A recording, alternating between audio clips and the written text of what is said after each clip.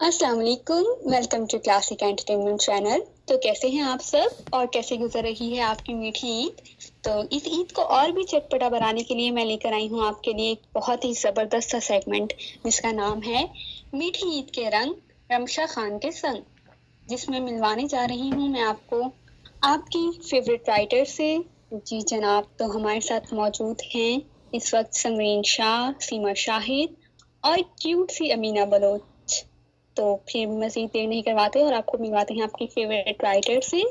सबसे पहले मिलवाऊंगी मैं आपको सीमा शाहिद से। अस्सलाम वालेकुम सीमा पी, कैसी हैं आप? ईद वाले मुबारक हम सब की तरफ से आपको। वालेकुम अस्सलाम रमशा, अमीना, समरीन, आप सबको भी मेरी तरफ से बहुत बहुत ईद मुबारक और उम्मीद है कि आप सबकी ईद भी बहुत अच्छी गुजर रही होगी। जी अल्हम्दुलिल्लाह, अल्लाह का शुक्र, खैर मुबारक। और क्लासिक वालों की तरफ से समरीन शाह को, टीम क्लासिक को, आप सबको बहुत बहुत ईद मुबारक। जी बिल्कुल, हमारे तमाम लिसनर्स को, तमाम रीडर्स को और हेटर्स को, सबको ईद मुबारक। Haters are kind of our supporters, क्योंकि वो हमें हमेशा हमारे बारे में सोचते रहते हैं, हमारे बारे में बात करते हैं। तो लवर्स से ज्यादा हमें हेटर्स भी बहुत दिल से करीब हैं। और आप लोगों को भी अल्लाह बहुत सारी खुशियां और बहुत सारी बहुत सारी खुशियां अदा करे। अब उसके अलावा क्या कर सकते हैं? आपको दुआ ही दे सकते हैं और अदालत दे, बकौल अमीना के, हिदायत नहीं। अस्सलाम वालेकुम अमीना, कैसी हैं आप? ईद मुबारक हम सब की तरफ से आपको भी। वालेकुम अस्सलाम। मैं तो बिल्कुल ठीक हूँ, आप सुनाएं, आप कैसी हैं? मेरी तरफ से भी आप सबको ईद मुबारक। हमारे सारे लिसनर्स हैं और जो भी यहाँ पे मौजूद है, हमें सुन रहे हैं, सबको ईद मुबारक। खैर मुबारक। तो फिर मैं इंटरव्यू का आगाज़ करूँगी। तो ईद का मौका है, सवाल मैं ईद के हवाले से ही करती हूँ। तो सबसे पहले सीमा आपी से पूछूंगी कि सीमा आपी, आप बताएं आप ईद कैसे गुजारती हैं, क्योंकि पाकिस्तान की ईद और कनाडा की ईद में मुझे लगता है कि बहुत ज़्यादा फ़र्क होगा। तो आप अपनी रूटीन शेयर कीजिए कि आप ईद वाले दिन क्या करती हैं, कैसे गुजारती हैं आप सब लोग ईद। यहाँ पे अमीना, ईद अगर वीकेंड पे आए तो बहुत ही मज़े की होती है, बहुत ही मज़ा आता है। लेकिन अगर वीकडेज़ पे ईद आ जाए, जैसे इस दफ़ा हमारी ईद पीर की थी, तो उसमें फिर यही होता है कि सुबह सुबह नमाज़ पढ़ने जाते हैं। जिनकी बड़ी फैमिलीज़ हैं और अगर उन सबको एक साथ छुट्टी मिल जाए तो वेल एंड गुड। लेकिन जाहिर सी बात है, मुस्लिम कंट्री नहीं है तो आपको छुट्टी तो नहीं मिलती, ना यूनिवर्सिटी बंद होती है, ना कॉलेज, ना स्कूल। एग्ज़ाम है तो एग्ज़ाम भी देना है। तो कोशिश यही होती है कि बस पहली नमाज़ लें, नमाज़ पढ़ के अपने अपने वर्क, स्कूल, कॉलेज, और फिर शाम में मिलना जुलना होता है। लेकिन मुझे यहाँ पे पूछना है कि अमीना बलोच से, कि सुना है Balochistan is very rich in culture, कि अमीना जो है वो ईद कैसे गुजारती हैं, उनके यहाँ सुबह सुबह क्या होता है? हमारे यहाँ तो देखा जाए, नींद नहीं मिलेगी आपको ईद में। रात 1 या 2 बजे सो जाओ, क्योंकि इतना काम होता है ईद में हमारे पास। सुबह उठो, मीठा बनाओ, इलाके में जो लोग हैं, हम सब हैं, सबको बांटना भी होता है। सुबह सवेरे अबू भाई इन सबको खिलाना होता है नमाज जाने से पहले। इसके बाद हमारी शुरू होती है बच्चों की ईद। बच्चों की ईद में हमारा ऐसा होता है कि हमारे जो बड़े होते हैं वो सारे बच्चों को ईद ही देते हैं। वैसे हम भी बच्चे, हमें भी ईद ही मिलती है। तो बच्चे तैयार होके हमसायों के पास जाते हैं, आस पड़ोस जाते हैं, उन सबसे ईद मिलते हैं और उनको ईदी भी मिलती है माशाल्लाह से 1000-2000। तो मेरा तो जी ललचा जाता है कि मैं दोबारा बच्ची बन जाऊं और ईदी मांगने चली जाऊं। इसके बाद होता है शाम के वक्त, वो हमारे पास होता है बड़ों की ईद, यानी अम्मी सब मिलकर दादी के घर, खाला के घर, यहाँ चाची, सबके घर एक एक करके सबके घर मिलने जाते हैं। दूसरे दिन, तीसरे दिन, हमारे 3 दिन बस मुलाकात में गुजर जाती है ईद मिलन में। पहले दिन नजदीक वाले, फिर दूर दराज के इलाकों में सब जितने भी रिश्तेदार हैं सबसे मिलने जाते हैं। इसी तरह की ईद होती है हमारी। और अमीना, कोई स्पेशल डिश जो आप लोग ईद पर बनाते हो बलोचिस्तान में? स्पेशल डिश तो कोई है नहीं, लेकिन यही सेवई है, हमारी सेवइयाँ ही हमारा स्पेशल डिश है जो ईद पे ज्यादा बनता है। बिरयानी बस यही होती है। तो समरीन आप बताएं, आप क्या करती हैं ईद वाले दिन, कैसी मसरूफियात होती हैं आपकी? खैर आप लोगों की तरह ही होती हैं, जैसे आम पाकिस्तानियों की तरह कि रात को चांद रात पूरी जाग कर गुजार के, क्योंकि आपको रमजान में बिल्कुल आदत पड़ी होती है जिससे सबको सहरी तक उठने की, फजर की नमाज पढ़ने के बाद आप जागते हो फिर आपको आंख लग जाती है बामुश्किल 6 या 7 बजे तक। तो उसकी वजह से तो जाहिर सी बात आप जल्दी सोने से तो रहे, तो जाग के जब आपके घर के मर्द जो हैं जब नमाज पढ़ने चले जाते हैं उस टाइम पे आप लुढ़क जाते हो बेड पे, और बेड पे सोते जब 11 या 12 बजे हमें घर वाले जगाते हैं कि भाई उठ जाओ, ईद है, ईद सोते हुए गुजारने के नाम नहीं है, इसमें लोगों से मिलना मिलाना है। जो रिश्तेदारों को निभाले होते हैं हम रमजान की मसरूफियात में, उनसे हम लोग मिलते हैं। लोगों को यही लग रहा होगा कि मैं तो जी बर्गर हूँ, मैं तो पूरी रात सारा दिन जाग के रात को किसी 5 स्टार होटल में सबसे मिलना मिलाना होगा, लेकिन अनफॉर्चुनेटली ऐसा नहीं है। मैं जाती हूँ गाँव में क्योंकि मेरी नानो है वहाँ पे रहती, मेरी अम्मी का बचपन वहाँ पे पूरा गुजरा है, बचपन से लड़क कर लाइक शादी के बाद ही वो शहर में आई है, तो वहीं पे गुजारते थे। लेकिन अनफॉर्चुनेटली वहाँ पे मेरे नाना नहीं है, और नाना की काफी सारी पूरी एक जॉइंट फैमिली हुआ करती थी, सैडली वो भी इस दुनिया से चल बसे।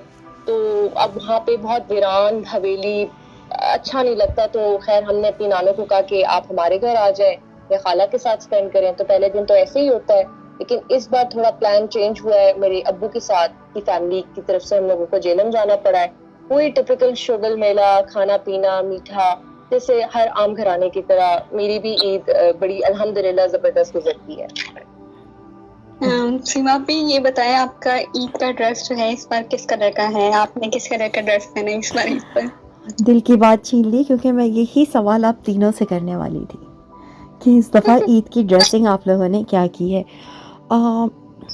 मेरा फेवरेट कलर तो खैर सारे ही हैं, मुझे हर कलर अच्छा लगता है, लेकिन सबसे मेरा फेवरेट कलर वाइट है। तो अरे वाह, मेरी तरह। जी, तो ईद का ड्रेस एग्जैक्टली सिंपल सा कमीज़ शलवार है, white and navy blue combination का, सादा सा, और बस साथ उसके मैचिंग की चूड़ियाँ हैं, और वो भी सिर्फ नमाज के वक्त पहनना है और उसके बाद भागना है काम पे चेंज करके उसी हुलिये में। लेकिन हाँ, पाकिस्तान में आजकल कौन सा फैशन इन है और आप लोगों ने कैसे ड्रेसेस बनाए हैं, ये आप मुझे तीनों बताइए। कौन शुरू कर रहा है? समरीन आप ही बताएं। मेरा बड़ा सिंपल सा रेड कुर्ता है और उसके नीचे जो है बिल्कुल ऑफ वाइट और खाकी कलर का जो है वो एक मिक्सचर कलर है, उसको मुझे पता नहीं है, तो उसकी थोड़ी सी खुली शलवार कह लें या ट्राउजर कह लें, ट्राउजर ही कहूँगी, और सिंपल सा रेड शिफॉन दुपट्टा। चूड़ियों का पहले बहुत शौक होता था, लेकिन वक्त के साथ साथ जैसे ही आपकी एज बढ़ती है तो वो मेरे चूड़ियों से जरा दिल उठ गया है। तो खैर हम अपनी रिस्ट वॉच पहनेंगे, और ज्वेलरी के नाम पे क्या कहते हैं, जाहिर सी बात है मुझे छोटे छोटे झुमके, या अगर मैंने सादी कमीज पहनी है तो फिर हैवी झुमके। अब ये अपनी बहन से लड़के देखना पड़ेगा कि कौन सा सूट करता है कौन सा नहीं। खैर यही है मेरा सूट। बाकी आप बताएं अमीना। मेरा तो वही, मैं बलूच हूँ तो बलूची ड्रेस ही पहनूंगी। तो यहाँ पे रोज नया ट्रेंड निकलता है, नए जो एम्ब्रॉयडरीज होते हैं वही। और मेरा जो कलर है, मैंने जो लगाया है ना, उसका नाम इतना अजीब है, मैं आप लोगों को बताती हूँ। कातिल शम बोलते हैं हम बलोची में आंखों को, यानी कातिल आंखें। और मेरा ड्रेस येलो कलर का है, कातिल आंखें, इस पे टप्पा लगा हुआ है। आई एम श्योर आप बहुत प्यारी लग रही होंगी उस ड्रेस में। एब्सोल्युटली। तो अमीना ठीक है, वहाँ उस पे शीशे का काम किया हुआ है। अच्छा, तो अमीना इसका मतलब है कि वो एक फ्रॉक नुमा होगा जिस तरह से हीरोइंस पहनती हैं नॉवेल की, सही कह रही हूँ ना? उसके पीछे डोरी तो नहीं है? फ्रॉक नुमा होता है, घुटने तक आता है। क्या लिखे? चले अमीना जवाब दीजिए। है अमीना की नहीं? उनके पीछे डोरी होती है, हमारे कमर के पास दोनों साइड पे डोरियां होती हैं। तो फिर तो अरे आप वाह, पक्की दो पक्की हीरोइन डोरियां। है। पक्की हीरोइन है अमीना। हाँ बिल्कुल, अब तो साबित हो गया अमीना। मैं मासूम डोरी हूँ। जी रमशा। मेरा जो ड्रेस है वो मैंने आपको बताया कि मेरा फेवरेट कलर ब्लैक है, तो मैंने ब्लैक ड्रेस लिया है। अम्मी 2 बार गई बाजार, किसी और कलर का ड्रेस लेकर आ गई, तो मैंने कहा नहीं भाई मैं तो ब्लैक लूंगी। खुद गई हूँ, फिर जाके लेकर आई थी चांद रात वाले दिन। और जो है मेरा प्योर ब्लैक कलर का ड्रेस है, और उसमें जो है बिल्कुल सिंपल सा है। साथ में मैंने इसके रेड कलर के झुमके लिए हैं। तो बस यही सिंपल सी तैयारी होती है। गर्मियों की ईद है तो अरे ज्यादा वाह, जो है तो लग रहा है कि फिर हम सफर से इंस्पायर है, उसी तरह ही लग रही होंगी। ब्लैक कलर तो बस फेवरेट है मेरा। बाजार में जाऊंगी ना कोई और कलर, इतने ड्रेसेस देखने एंड में पसंद मुझे ब्लैक ही आता है। लेकिन ब्लैक की ये खासियत ये होती है कि आप किसी भी ओकेजन में पहनो, जब भी पहनो, आपका फिगर, आपका अंदाज, आप बहुत एलिगेंट और बहुत खूबसूरत लगते हो। ब्लेंड इन हो जाता है, ब्लैक ब्लेंड इन हो जो जाता है। है हर किसी पे जज जाता है। बहुत बिल्कुल। कम होते हैं बाकी डिफरेंट रंग के लोगों को सूट करें, लेकिन ब्लैक वो वाहिद रंग है जो हर किसी को सूट कर जाता है। अच्छा, एक अहम सवाल, इतने अच्छे ड्रेसेस हैं, अमीना की फ्रॉक है, रमशा का ब्लैक ड्रेस है, और समरीन का रेड है, उसके साथ ट्राउज़र है। समरीन रिस्ट वॉच पहनेंगी, रमशा अमीना चूड़ियाँ पहनेंगी, रमशा और समरीन झुमके पहनेंगी। इस सब तैयारी के बाद किचन में क्या ईद के दिन भी बर्तन धोने होते हैं? खैर मैं तो अपने घर पे कोई ईद रखती नहीं हूँ, तो सवाल ही नहीं पैदा होता कि कोई बर्तन हो। मेरी अम्मी जो है वो कहती है कि रमजान में ही हम लोग ये काम करेंगे, अय्याशी हम किसी और के घर पे जाके करेंगे, तो ये जिम्मेदारी नहीं है। और रमशा आप? हाँ, ये होता है कि बस सुबह सुबह उठ के अगर जो है ना नमाज पढ़ने से पहले जो काम है वो करवा देते हैं अम्मी के साथ। उसके बाद अम्मी देखती हैं, हम बच्चों की छुट्टी होती है उस दिन कि आप लोग एंजॉय करो। रात को थोड़ा बहुत करना हो तो करता ही। सही। और अमीना आप क्या क्या होता है? मैं बिल्कुल लकी इंसानों में शामिल हूँ, क्योंकि मैं बर्तन कभी नहीं धोती, ना ही कभी धोऊंगी। ना ही कभी धोएंगी। काम नहीं होता मेरा, सिर्फ पानी भरने का काम मेरा होता है बस। कभी कभी भी नहीं धोती मैं। आप बहुत ही लकी मुझे हैं। एलर्जी है। पानी से एलर्जी है तो पानी में 10 मिनट से ज्यादा अगर मेरे हाथ उग गए तो मैं बीमार पड़ जाती हूँ, तो इसीलिए इस चीज से मेरी जान छूटी हुई है। ये तो बड़ी जबरदस्त एलर्जी है। ये ना हो फिर इस तरह की डरपोक हीरोइंस में ये खासियत शामिल हो जाएगी कि हीरोइन पानी से भी डरती है और हीरो उसको टॉर्चर करने के लिए पानी मुंह पे फेंकता है। में गिरी थी तो इसीलिए मुझे डर है। ओहो, पानी ये तो का बहुत डर है। नहीं तो अगर मैं आप भी डर जाती हूँ पानी। नहीं, अगर आपके साथ ये इंसिडेंट हुआ है नदी में गिरना, वो भी एक बच्चे का, ये मजाक नहीं है। I understand it very well. हम तो बस ऐसे ये भी हंसी मजाक कर रहे थे। नहीं भाई, दूर रहिए। और अच्छा ही है, बर्तन धोने में रखा ही क्या है। बिल्कुल सही कह रही हैं।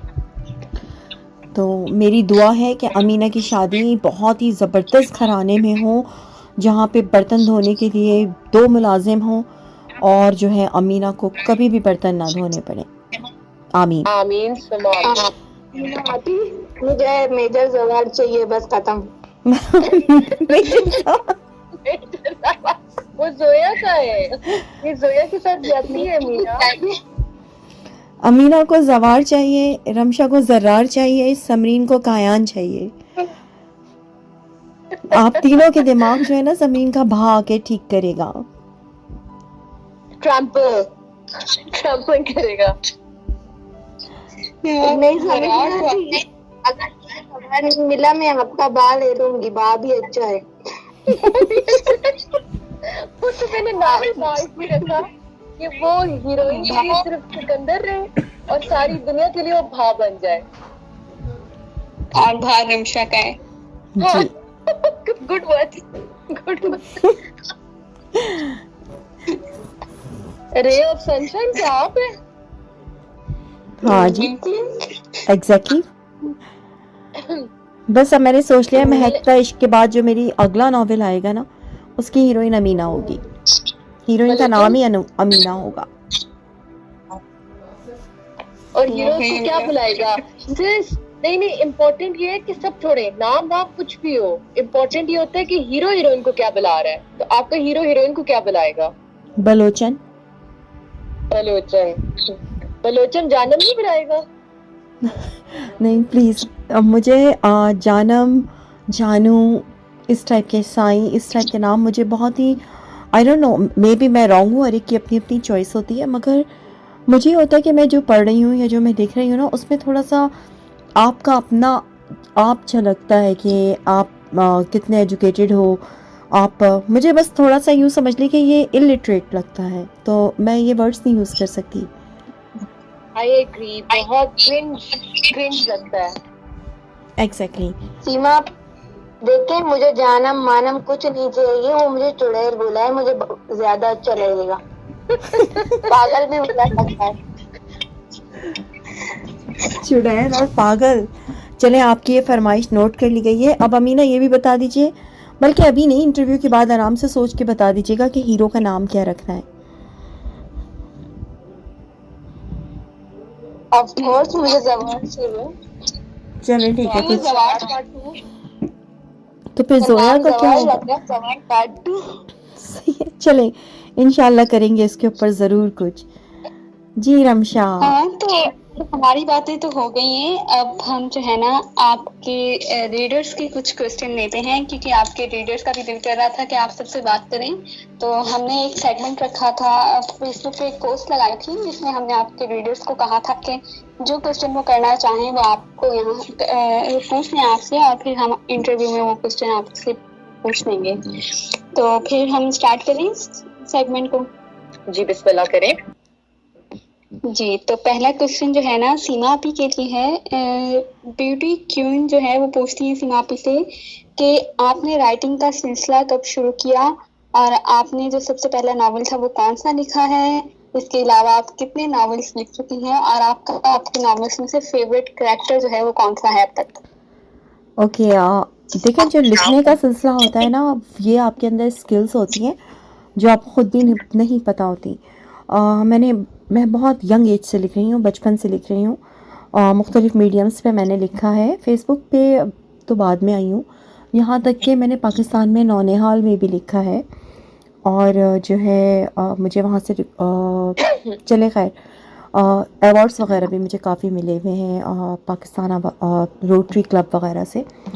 लेकिन जो है यहाँ पे फेसबुक के ऊपर मेरा पहला नावल था तुम ही तुम, और मुझे ऑनेस्टली तादाद याद नहीं है, मगर मेरे ख्याल से मैंने 15-16 या इससे ज़्यादा तो लिख दिए होंगे।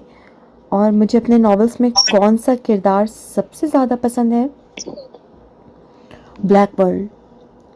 और ब्लैक वर्ल्ड का हर किरदार जो है, जो पॉजिटिव किरदार है, जो उसका हीरो है और जो उसकी हीरोइन है, मैं नाम नहीं लूँगी कौन है, क्योंकि जो है अभी आगे जाके कहानी में काफ़ी ट्विस्ट है, लेकिन उसके हीरो हीरोइन मुझे बहुत ज़्यादा पसंद है ब्लैक वर्ल्ड के। और इसके अलावा दश्ते वफ़ा मेरा एक नावल था, और दश्ते वफ़ा में मुझे नाम याद नहीं रहते, मेरा सबसे बड़ा ब्लंडर यही है।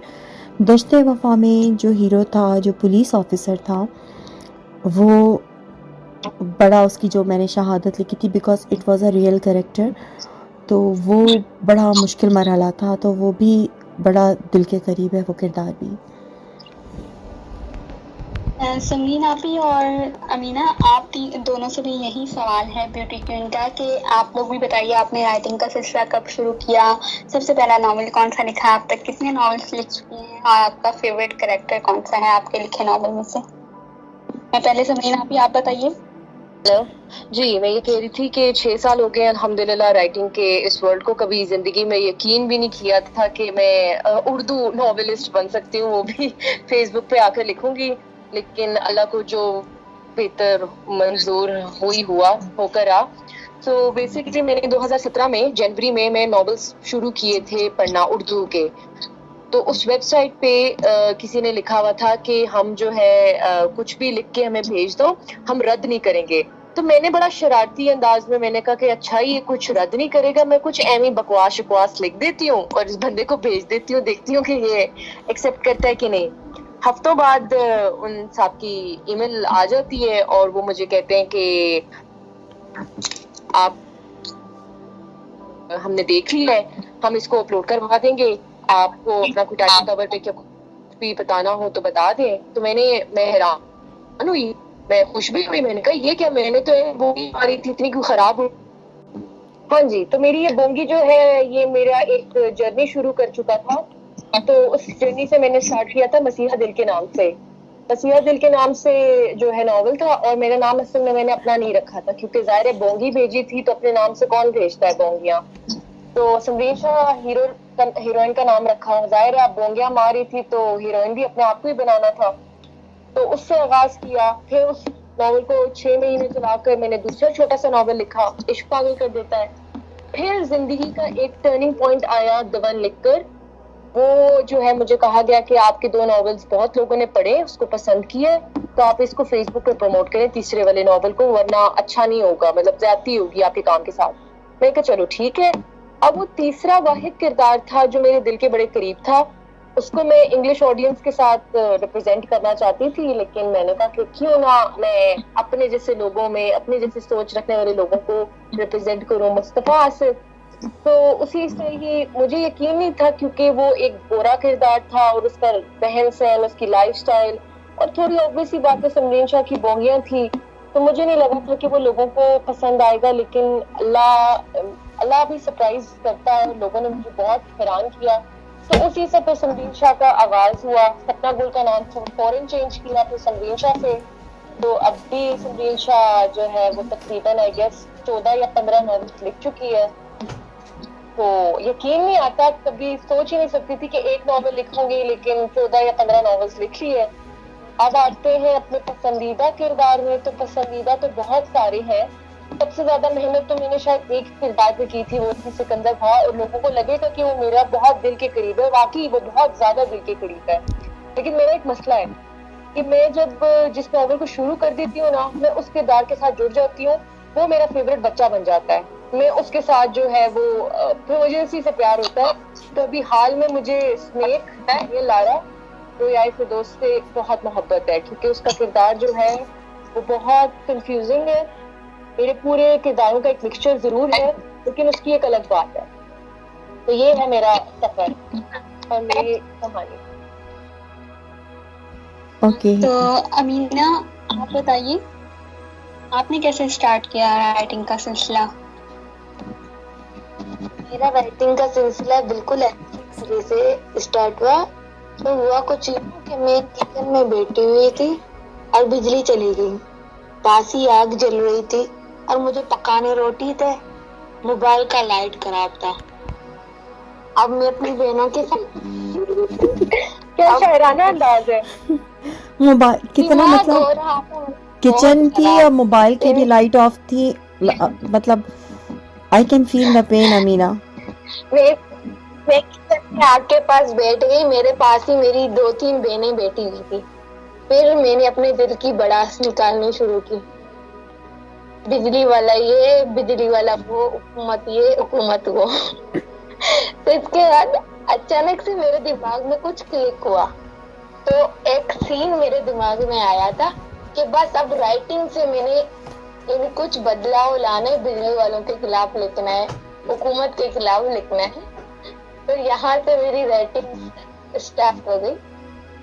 It was surprising for me, क्योंकि मैंने वो स्नेक पिक सिर्फ पेज पे दिया था, पेज बनाया, वहां पे दिया, पोस्टिंग पर थी, अभी इतना लिखा भी नहीं था कि जो सामने से यानी कुछ वेब वालों ने मुझे ऑफर किया कि आप हमारे ग्रुप वालों ने ऑफर किया आप हमारा यानी हमारे साथ काम करें, हमारे ग्रुप में आए। तो मुझे कुछ करना ही नहीं था, मुझे राइटिंग करनी ही नहीं थी, तो मैं क्यों ऐड होती किसी के ग्रुप में।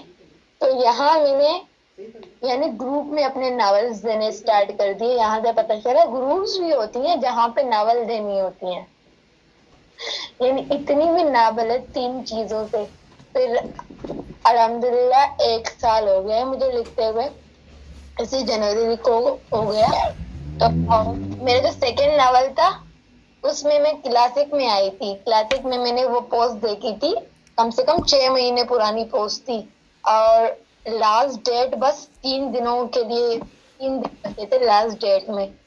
मैंने कहा गंगा बहती है, चलो हाथ अपने हाथ डाल देते। फिर ऐसे में क्लासिक में गई, नावल लिखने का सफर मेरा चलता रहा। अभी कम से कम मैंने 10 नावल लिख लिए हैं एक साल में। और फेवरेट कैरेक्टर नहीं, मतलब जो अमीना, आपकी हर आवाज़ नावल थोड़ा का हर कैरेक्टर बंद हो मेरे गई थी दिल बीच के में। बहुत करीब होता है। माशाल्लाह। तो अगला सवाल मेरा जो है ना सीमा आपी से है। हमारी एक बहुत ही प्यारी और एक्टिव सी जो है ना रीडर हैं, गजल समर। तो वो पूछती हैं सीमा आपी से कि सीमा आपी आप पाकिस्तान कब आएंगी? जब भी आएंगी तो बताइएगा, मैं आपसे ज़रूर मिलना चाहूँगी कि आप जो है मेरी इंस्पिरेशन हैं। तो मैं आपसे बहुत इंस्पायर हूँ, तो जब भी आप पाकिस्तान आइएगा तो ज़रूर बताइएगा, मैंने आपसे मिलना है। तो बताएं हम कब वेलकम करें सीमा आपकी आपको पाकिस्तान में? गज़ल समर जो है माशाल्लाह बहुत एक्टिव रीडर हैं, बहुत एक्टिव मेंबर हैं, और बहुत बहुत प्यारे तबसरे भी इन्होंने अभी बीच में किए हैं, और अच्छी खासी हर एक की पोस्ट पे एक्टिव होती हैं, और राइटर्स की, एडिटर्स की मैंने नोट किया है कि बहुत हौसला अफजाई करती हैं। तो सबसे पहले तो गज़ल समर आपका बहुत बहुत शुक्रिया कि आप इतना हम सबका साथ देती हैं। बाकी जहाँ तक पाकिस्तान आने की बात है, तो मेरा इरादा तो पाकिस्तान क्लासिक पब्लिकेशन की लॉन्च से पहले आने का था, लेकिन कोविड आ गया, और जो है कोविड की वजह से काफ़ी कुछ स्टॉप करना पड़ा। क्लासिक पब्लिकेशन तो अल्हम्दुलिल्लाह स्टार्ट हो चुकी है, लेकिन पाकिस्तान आना नहीं हो सका।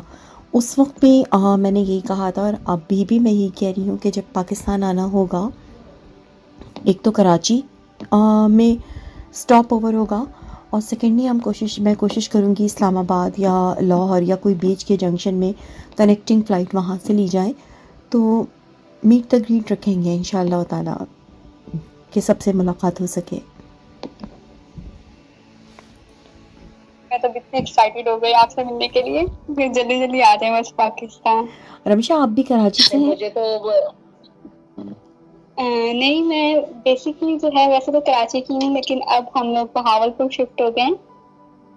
सही नहीं तो वो पंजाब इंशाल्लाह में ही आता है।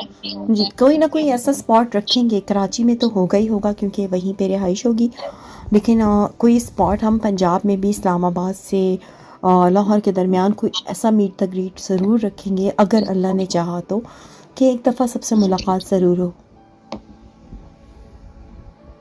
बिल्कुल इंशाल्लाह अल्लाह ताला जल्द वो मौका लाए। तो अगला सवाल जो है हमारी जो है चीफ एडिटर की तरफ से है, कन्वा गाजी। बहुत प्यारी सी जो है हमारी पठानी है। तो उनका क्वेश्चन है कि आप तीनों से सवाल करते हैं कि एक सवाल कि what do you like in me? तो बताइए जी आपको क्या पसंद है कन्वा में? कन्वा को इसका जवाब चाहिए आप तीनों से। पहले कौन ये शुरू पहला करेगा? जवाब तो सीमा से देंगी। कन्वा के बारे में मैं ये कहूँगी, कन्वा मेरे साथ उस दिन से हैं जिस दिन से उन्होंने एडिटिंग शुरू की, और जो है वो मेरे स्टार्टिंग के जो आर्मी बेस जितने भी नावल थे, बिकॉज कन्वा को आर्मी बेस बहुत पसंद है। शी लाइक रियलिटी स्टोरीज़, और बहुत ही अच्छे दिल की साफ को लड़की है, और महारत तो उनकी एडिटिंग की आप लोगों ने देखी हुई है, किसी से कम नहीं। और उनके अंदर एक एडिटर के साथ साथ एक राइटर भी छुपा हुआ है जिसे वो बाहर नहीं निकालती।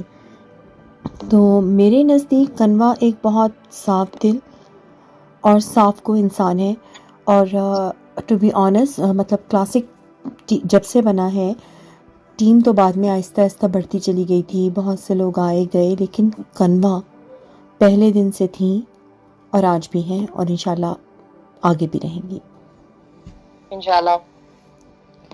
तो समरीन आप बताइए। मैं तो कहूँगी कि क्योंकि मैं आर्टिस्ट हूँ, तो मुझे वो आर्टिस्ट और क्रिएटिविटी और जो आर्ट जहाँ से रिप्रेजेंट होता है ना, मुझे उन लोगों से एक लगाव हो जाता है। तो कन्वा का दूसरा नाम ही वो कहते हैं ना आर्टिस्ट है, क्योंकि जो बिना कहे मैं उसको बस दिखा देती हूँ, कन्वा ये है मेरा मॉडल, ये है मेरी स्पीपिक, बस काम तुम्हारा है, तुमने मुझे आर्ट बना के देना, पेंटिंग बना के देनी है समझो।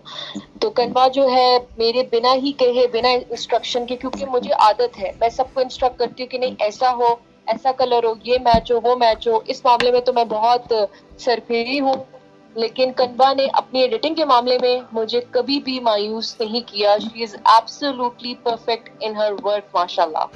तो मैं यही कहूंगी कि अल्लाह इसको बहुत कामयाबी दे, क्योंकि ऐसे लोग जो है ना बहुत बहुत आगे जाके जो है वो फ्लरिश करते हैं, कामयाब होते हैं और ऊंचाइयों पे पहुंचते हैं। बिल्कुल। अगर दिल से, ईमानदारी से और कंसिस्टेंसी के साथ अगर काम करें तो आपका आर्ट आपका नाम रोशन करेगा। और समरीन, मैं यहाँ पे एक ऐड करूँगी बात ना, इससे पहले जी, अमीना करें। जवाब दें। मैं ऐड ये बात करूँगी कि देखें, जहाँ चार बर्तन हों वो खड़कते हैं। एक हम जी, बिल्कुल। आपस में कजन्स में भी होती है, बहन भाइयों में भी होती है, और तो और अपने माँ बाप से भी अच्छे खासे हम लोग उलझ जाते हैं कभी कभार कि इतनी नसीहतें या इतना टोकना या ये या वो।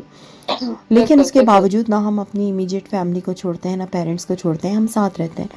तो कनवा में ये बड़ी अच्छी बात है कि उनको कोई बात लगती है तो वो बात करती हैं, और हमें जो बात उनसे एग्री करें या डिसएग्री करें, लेकिन और सिर्फ कनवा में क्या, पूरी टीम में ये बात है। जिनमें नहीं थी वो आज नहीं है। नहीं, बिल्कुल टीम तो में ये मुझे एक चीज बस सिर्फ 2 चीजों का होता है कि यार आपके दिल में जो भी है आप उस तीसरी पार्टी को ना लेकर आए, जो आपके जो सबसे ज्यादा अपने हैं और आपको लगता है कि यार ये मसला हमारा सॉल्व कर सकता है, सबसे पहले उसके पास जाके बात को जाएं। अगर आपको लगता है कि आप उससे सेटिस्फाई नहीं हो, फिर आप तीसरे चौथे एग्जैक्टली। और कनवा अल्हम्दुलिल्लाह आपकी जो हमारी थी बिल्कुल वो बिल्कुल झिझकती नहीं है। क्या परफॉर्मेंस गलत लगे सही लगे वो आपकी आवाज समीर जी अब आ रही है आपको? जी अब आई। मैं कह रही हूँ कि क्लासिक को लग रहा होता है कि बड़ा प्रोफेशनल है, कंपनी है, बड़ा उसमें काम हो रहा है। मैं कहती हूँ क्लासिक का दूसरा नाम ही फैमिली है, हम लोग तो फैमिली मेंबर्स की तरह हैं। एग्जैक्टली। No doubt. अमीना, आप भी बताइए कनवा के बारे में, आप क्या कहना चाहेंगी? कनवा से मेरी तो चलो मुझे भी एक बड़ी वो क्या कहते हैं कमी है कि मैं किसी की तारीफ नहीं करवाती, पता नहीं क्यों, लेकिन फिर भी करने की कोशिश करूंगी। असल में कनवा आप पठानी में बलोचन, हम दोनों खून के रिश्तेदार हैं। यही चीज आपकी पसंद है मुझे। आप मुझे अमीना पार्ट लगती है। मुझे आप में मैं झलकती हूँ। मैंने देखा है आप बिल्कुल मेरी तरह मेरी कॉपी लगती हूँ मुझे। और ये आपको जो पर्दा है ना, ये मुझे बहुत तजुस में मुब्तला करता है। बस ये पर्दा आप रहने दीजिए ताकि हमें तजुस रहे आपको देखने की। ऐसा तो मत बोलो अमीना, मेरी तो इतनी ख्वाहिश है कनवा को देखने की, और क्लासिक में आने से पहले ही मैंने कनवा की इतनी कोई मिन्नतें की है, कनवा थोड़ा सा दिखा दो मुझे। पता नहीं क्यों मुझे में सबसे ज्यादा क्यूरियोसिटी है कनवा को देखने की। टीम में से, पूरी टीम में से ज्यादा मेरा दिल कहता है मैं कनवा को देखूं, जबकि देखा मैंने अभी बहुत से लोगों को नहीं है, बट कनवा को देखने का मेरा बहुत ज्यादा दिल करता है। इंशाल्लाह मीट द ग्रीट होगा तो ना, कनवा उसमें मिलेंगे और कनवा को तो कनवा पकड़ के मुझसे- लेके आएंगे, भले से पेशावर जाना पड़े उसके लिए।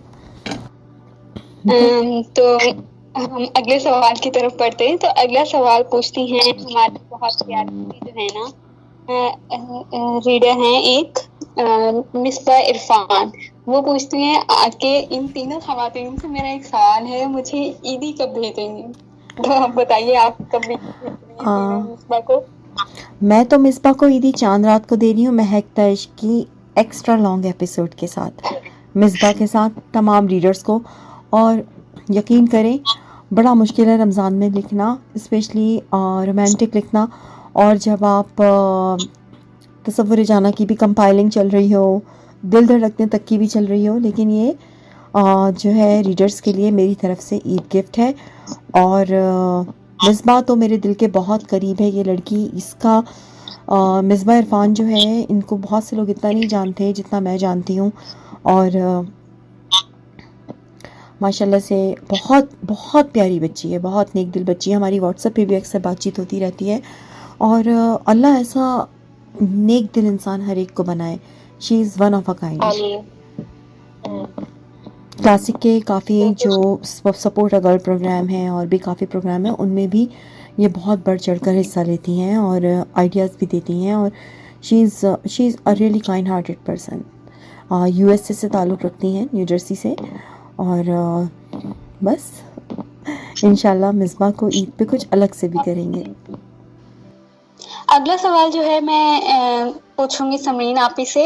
हमारी एक बहुत अच्छी राइटर हैं उमैमा मुकर्रम, तो वो समरीन आपी से पूछती हैं कि आप इतना अच्छा कैसे लिख लेती हैं कि बंदा एक बार पढ़ने के बाद जो है ना उस नॉवल को कभी भूल नहीं पाता, तो उसकी कोई टिप चाहिए उनको। अरे ये सबसे पहले तो उमैमा मुकर्रम आपका बहुत बहुत शुक्रिया। आप खुद एक बहुत माशाल्लाह से टैलेंटेड राइटर है और मैंने जो आपके स्नीक पीक्स देखे हैं और आपको लोगों के कमेंट्स भी पढ़े हैं, आपने तो लोगों को झगड़ा हुआ है, तो आपको मुझसे क्या टिप्स चाहिए? तो नहीं, but thank you so much, आपने इतना मुझे समझा और क्रेडिट दिया। लिखना बस दिल से लिखती हूँ मैं, और जो अपने सराउंडिंग्स में देखती हूँ उसी कहानी को मैं बस हैप्पी एंडिंग में तब्दील करना चाहती हूँ। ये मेरा मानना है। किसी की सैड स्टोरी सुनी, किसी की सैड कहानी देखी, किसी की आंख में आंसू देखा, उस आंखों में आंसू को तो साफ नहीं कर सकती, लेकिन अपनी कहानी में अपने दिल को सेटिस्फाई कर सकती हूँ कि हाँ, अपनी तरफ से तो मैंने ये हैप्पी एंडिंग लिख ली है। बाकी बस अल्लाह की तरफ से ही मुझे जो है वो मोहब्बत और इज्जत मिलती है। पर once again thank you very much. तो अगला सवाल भी जो है उमैमा आपसे करती हैं कि उसामा अली खान का किरदार जो है ना आपने किससे मुतासिर होकर लिखा था? मैं आपको मजे की बात बताऊं, उसामा अली खान जो था वो हीरो नहीं था, वो विलन था। और मंदिर इश्क में मेरा कोई प्लान नहीं था कि मैं दूसरा लीड किरदार लेकर आऊंगी और वो इतना स्ट्रॉन्ग और इतना पावरफुल होगा कि वो मेन लीड को ही जो है वो उस पर हावी हो जाएगा। सलाहुद्दीन ही था मंदिर इश्क का हीरो। तो मेरा प्लान था कि जाहिर है अब हर कहानी में आपको एक विलन चाहिए होता है, बड़ा स्ट्रॉन्ग विलन चाहिए होता है। तो मैंने उसामा अली खान को लेकर आई थी कि भाई ऐसा विलन लाऊंगी जिससे लोग बड़ी नफरत करेंगे, जिससे बस बंदे को उसका गला दबाने का दिल होगा, लेकिन दूसरे हाथ में उस बंदे से हमदर्दी भी होगी क्योंकि उसका माजी भी कुछ ऐसा था। लेकिन जब मैंने अपनी दोस्त को वो एपिसोड रिलीज करवाने से पहले बता दिया कि हाँ यार ये पढ़ लो, मेरी बेस्ट फ्रेंड थी और उसने मुझे जो 10 बातें सुनाई, उसने कहा कि तुम्हें शर्म नहीं आ रही, एक दफा इस किरदार को दोबारा पढ़ो और फिर फैसला करो कि इसके साथ करना क्या है। मैंने एक दफा पढ़ा, मुझे समझ नहीं आई, मैंने दूसरी दफा पढ़ा, मुझे समझ नहीं आई। जब मैंने तीसरी दफा पढ़ा तो मेरे दिल पे जाकर लगा, मैंने कहा यार ये मैं क्या करने लगी हूँ इस किरदार के साथ। तो मैंने शुरू में आगाज वैसे ही किया जिससे लगे कि वो विलन है, वो रूड है, वो एक छोटी बच्ची से शादी करके उस पर जुल्म करेगा।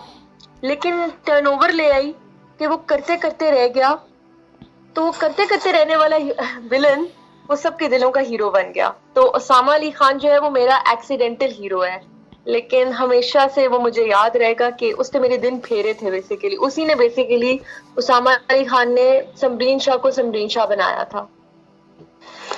देख लें, बस कभी कभी कोई कैरेक्टर जो है इंसान को कहाँ से कहाँ पहुंचा देता है। नहीं, उसका शुक्रिया तो मैं अपनी दोस्त को अदा करूंगी, वरना तो मैंने बेड़ा गर्क कर देना था उसामा का और अपना भी। तो जी, मगर मेरे नज़दीक तो जो वैल्यू मुस्तफ़ा आसिफ की है वो किसी की नहीं है। अरे आपकी मोहब्बत है। मुस्तफ़ा आसिफ ने समरीन शाह को एक वो जर्नी स्टार्ट करवाई थी और मुस्तफ़ा आसिफ अभी भी मोहब्बत है, आज भी मोहब्बत है। उसका बेबी गर्ल कहना, उसका अंदाज, उसकी पोजेसिवनेस, असल में पोजेसिवनेस और बीस्ट का आगाज ही उसी से हुआ था। एग्जैक्टली 2017-18 ये मेरा पहला तारुफ था समरीन से। सपना गुल के नाम से लिखती थी उस वक्त समरीन। वो मुस्तफ़ा आसिफ की वजह से ही जुड़े हैं। एक आपका रिश्ता था और एक मेरी बेस्ट फ्रेंड का रिश्ता था जो अल्हम्दुलिल्लाह अभी से चल रहा है। 6-7 सालों से ये रिश्ता चल रहा है। तो Mustafa is like my lucky charm. माशाल्लाह। ये जी, अगले सवाल की तरफ बढ़े आप। जी जी जरूर। अगला सवाल जो है उमैमा जो है वो कहती हैं सीमा आपी से कि आपके ज्यादातर नॉवल जो है आर्मी से रिलेटेड होते हैं, तो इसकी कोई खास वजह? ख़ास वजह कुछ नहीं है। ख़ास वजह है अपने वतन से बेपनाह मोहब्बत और आप लोग जानते हैं कि कोई भी कौम, कोई भी मुल्क उस वक्त तक मज़बूत नहीं होता जब तक कि उसकी अफवाज मज़बूत ना हो। चाहे हम हुज़ूर अकरम सल्लल्लाहु अलैहि वसल्लम के ज़माने से ले लें या उससे पहले हज़रत ज़ुल्करनैन के ज़माने से ले लें, अफवाज जो होती है वो सबसे अहम होती है। किसी भी मुल्क की दिफा के लिए, डिफेंस के लिए सबसे इम्पॉर्टेंट चीज़ ही फ़ौज होती है। और पाकिस्तानी फ़ौज जो है, आर्म फोर्सेस जो हैं, चाहे वो एयर फोर्स हो, चाहे वो आर्मी हो, चाहे वो नेवी हो, और जितनी भी जंगें हुई हैं माजी में या अंदरूनी खाना जो भी कुछ होता है, तो सबसे ज़्यादा आगे कौन आता है? आर्मी आती है। और अफसोस की बात ये होती है कि हमारे यहाँ सबसे बुरा भला भी किसको कहा जाता है? आर्मी को कहा जाता है। जिनके बंदे आए दिन शहीद होते हैं, उनकी माओं से पूछिए, उनकी बीवियों से, उनकी बहनों से, उनकी बेटियों से पूछिए। और तो इसलिए मैं लिखती हूँ। और जो है फैमिली का और इसमें कोई शक नहीं कि आप बहुत बेहतरीन लिखती हैं। आर्मी के जो तरीक़ेकार हैं, जो असली कहानी जो प्रॉपर वे में लिखता है आर्मी का, वो मैंने आपको ही पाया है, वरना तो बाकी आम से आम बंदे को भी आईएसआई एजेंट बना देता है। तुम जब मैंने लिखा था, अगर आप लोगों ने सबने तुम पढ़ा है, तो उन दिनों जी जी। मतलब मैं फेसबुक पे मैं अना इलियास जी को पढ़ रही थी, मैं समरीन को पढ़ रही थी, और भी एक दो राइटर्स को मैं पढ़ रही थी, मैं देख रही थी। Technically my sister forced me to write तुम। तो जब मैंने तुम लिखा, तो उन दिनों ये इराक की शहज़ादे और काफ़ी कुछ ये ख़बरें बड़ी इन थी। तो अब मसला ये था कि एक साइंटिस्ट शब्बीर की कहानी, यहूदी की कहानी, अगर आप लोग मेरे नॉवेल्स को कैच करें तो उसमें ज़्यादातर यहूदियों का, सहूनियत का और इल्लुमिनाटीज़ का, इन चीज़ों का जी जिक्र जी होता है। तो अब ये जी था कि जी। जो अगर मैं ये लिखूंगी तो मैं इसको किस तरह लिखूं कि लोगों का, ये जो लोग अट्रैक्ट भी हों उसकी तरफ। तो उसके लिए फिर एक मासूम सी कमसिन सी जोया को भी जो है वो डाला गया, और सोफिया को लेके आया गया, बिलाल को लेके आया गया। लेकिन अगर आप उसके सीन्स और उसकी सिचुएशन देखेंगे ना, तो कहीं ना कहीं वो किसी ना किसी से ज़रूर मिलते हैं। मेरा कोई नॉवल ऐसा नहीं है जो कहीं ना कहीं किसी ना किसी से ना मिलता हो। नो डाउट आपके नॉवेल्स वाकई में बेहतरीन होते हैं। तो अगले सवाल की तरफ बढ़ती हूँ। अगला सवाल जो है वो राबिया रानी करती हैं कि डाइजेस्ट राइटर्स में से आप तीनों की फेवरेट राइटर कौन सी हैं, और नॉवेल्स कौन सा पसंद है आपको जो डाइजेस्ट में पब्लिश हुआ है? तो सबसे पहले जो है अमीना, आप मुझे इस सवाल का जवाब दीजिए। मैं तो यही कहना चाहूँगी कि डाइजेस्ट राइटर, ऑनलाइन राइटर, जो भी हो, ड्रामा राइटर, ये सब एक चीज़ है। जो लिखना है, जो सब अपने कलम से लिख रहे हैं, अपने स्टोरीज मेक कर रहे हैं, तो इसमें कहाँ से दरमियान में आ गया डाइजेस्ट राइटर या तो ऑनलाइन राइटर? सारे राइटर्स हैं। मुझे लगता है कि अगर हम देखें तो हर राइटर की कहानी में कोई ना कोई कुछ ना कुछ अलग ज़रूर होता है।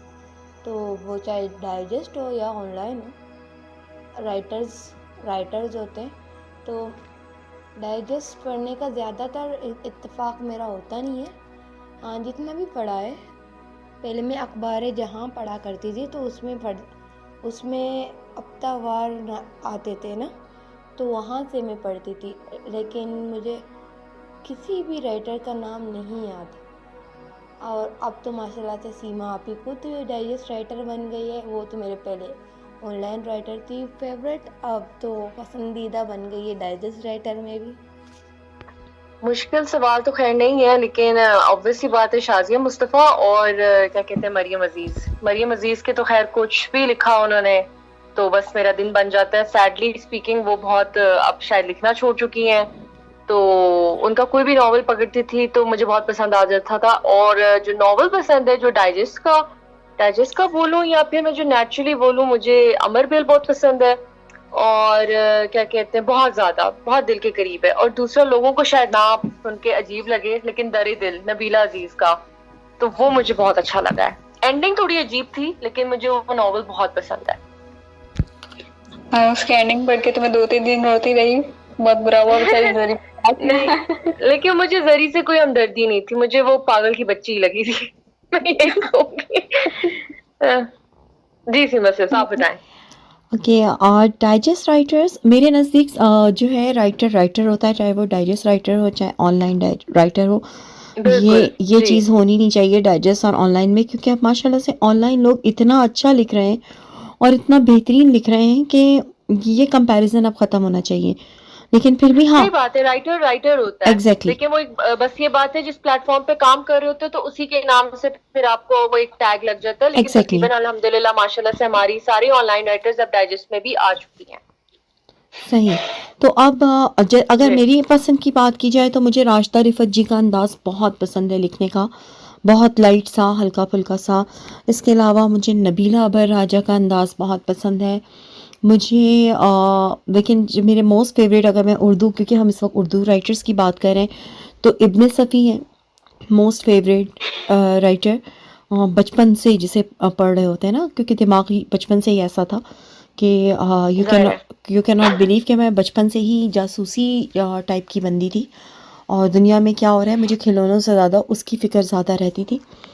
तो कभी कभी मुझे लगता है कि मेरा अपना कैरेक्टर भी जो ब्लैक वर्ल्ड में सोनिया उस टाइप का है, because I pick a lot of stuff very fast including languages and everything. तो मुझे माशाल्लाह। हाँ, राशिदा रिफ़त, नबीला राजा जी और जो है इब्न सफ़ी, नायाब जिलानी, सुमेरा शरीफ तौर, सारे सारे बहुत अच्छा लिखते हैं। रेहाना आफ्ताब जी, उनसे मेरी एक दफ़ा व्हाट्सएप पे भी बात हुई है। नायाब जिलानी से भी मेरी अच्छी खासी बातचीत रही है शुरू में। तो सभी बहुत अच्छा लिखते हैं। और जब हम राइटर्स की बात करें तो फिर समीशा हैं, अना इलियास हैं, और ये दोनों माशाल्लाह बहुत अच्छा लिख रही हैं। हमारी अपनी टीम में सायरा नाज हैं, शुमाइला हसन हैं, सभी बहुत अच्छा लिख रहे हैं। सभी लेकिन सारे लिखों पे जो है ना आजकल दिमाग में एक लाइन सबसे भारी है।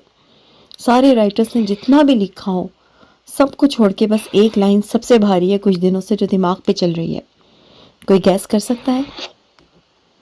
नहीं, आप बताएं, क्योंकि बहुत सारी बातें हमारे दिमागों में चल रही है, क्योंकि कहीं एक सियारे से आते हैं, कोई दूसरे सियारे से आते हैं, तीसरे सियारे से, और एक प्लूटो जो है भी नहीं, लेकिन फिर भी उसकी आवाजें गूंजती रहती हैं पूरे सोलर सिस्टम में। बड़ी क्यूट सी लड़की ने एक लिखी बात जो मेरे चेहरे पे मतलब कई दिनों तक मुस्कुराहट लाती रही कि अल्लाह उन्हें अदालत दे। कौन एक अदालत, हिदायत नहीं, अदालत से।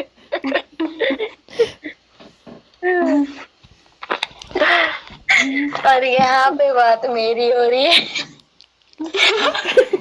जी बिल्कुल।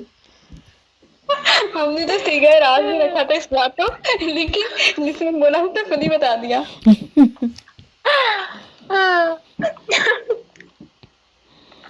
तो मैंने वाकई कहा उनको वाकई अदालत मिलनी चाहिए। Exactly, इनको केस वाकई होना चाहिए। अदालत ऐसे लोगों को मिलनी चाहिए, क्योंकि ऐसे लोगों को पता चले कि इंसाफ क्या होता है, सिस्टम क्या है और कॉमन सेंस क्या है। सबसे पहले तो common sense which is not common, वो उनको सेंस मिले। वाकई हिदायत की जगह सबसे पहले अदालत ही मिले, क्योंकि हर वक्त अदालतें ही खुली होती है। Completely agree. जी। तो अगला सवाल जो है वो हुरिया मलिक पूछती हैं।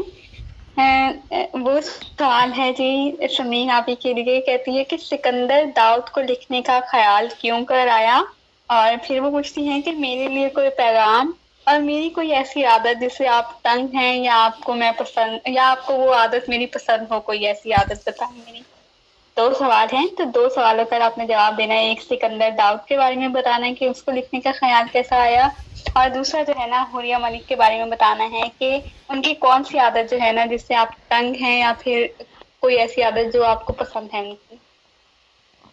अच्छा, सिकंदर दाऊद का जो है वो किरदार है, वो बहुत सारे बेसिकली मुझे जो है वो जिस तरह का बंदा मुझे चाहिए ना, बस उसका थोड़ा सा एक्सट्रीम लेवल ले जाओ ना, वो है सिकंदर खां। बेसिकली मुझे माफिया के किरदार बहुत पसंद है। अब ये लोगों को लगता तो उर्दू की बहुत फेमस लिखारी को उठाकर उनके 2 साल पहले बार में आने से पहले कॉपी किया है, या अंग्रेजी नॉवेल्स को कॉपी किया है, या माफियाज को जो टिपिकली जो वटपैड के होते हैं।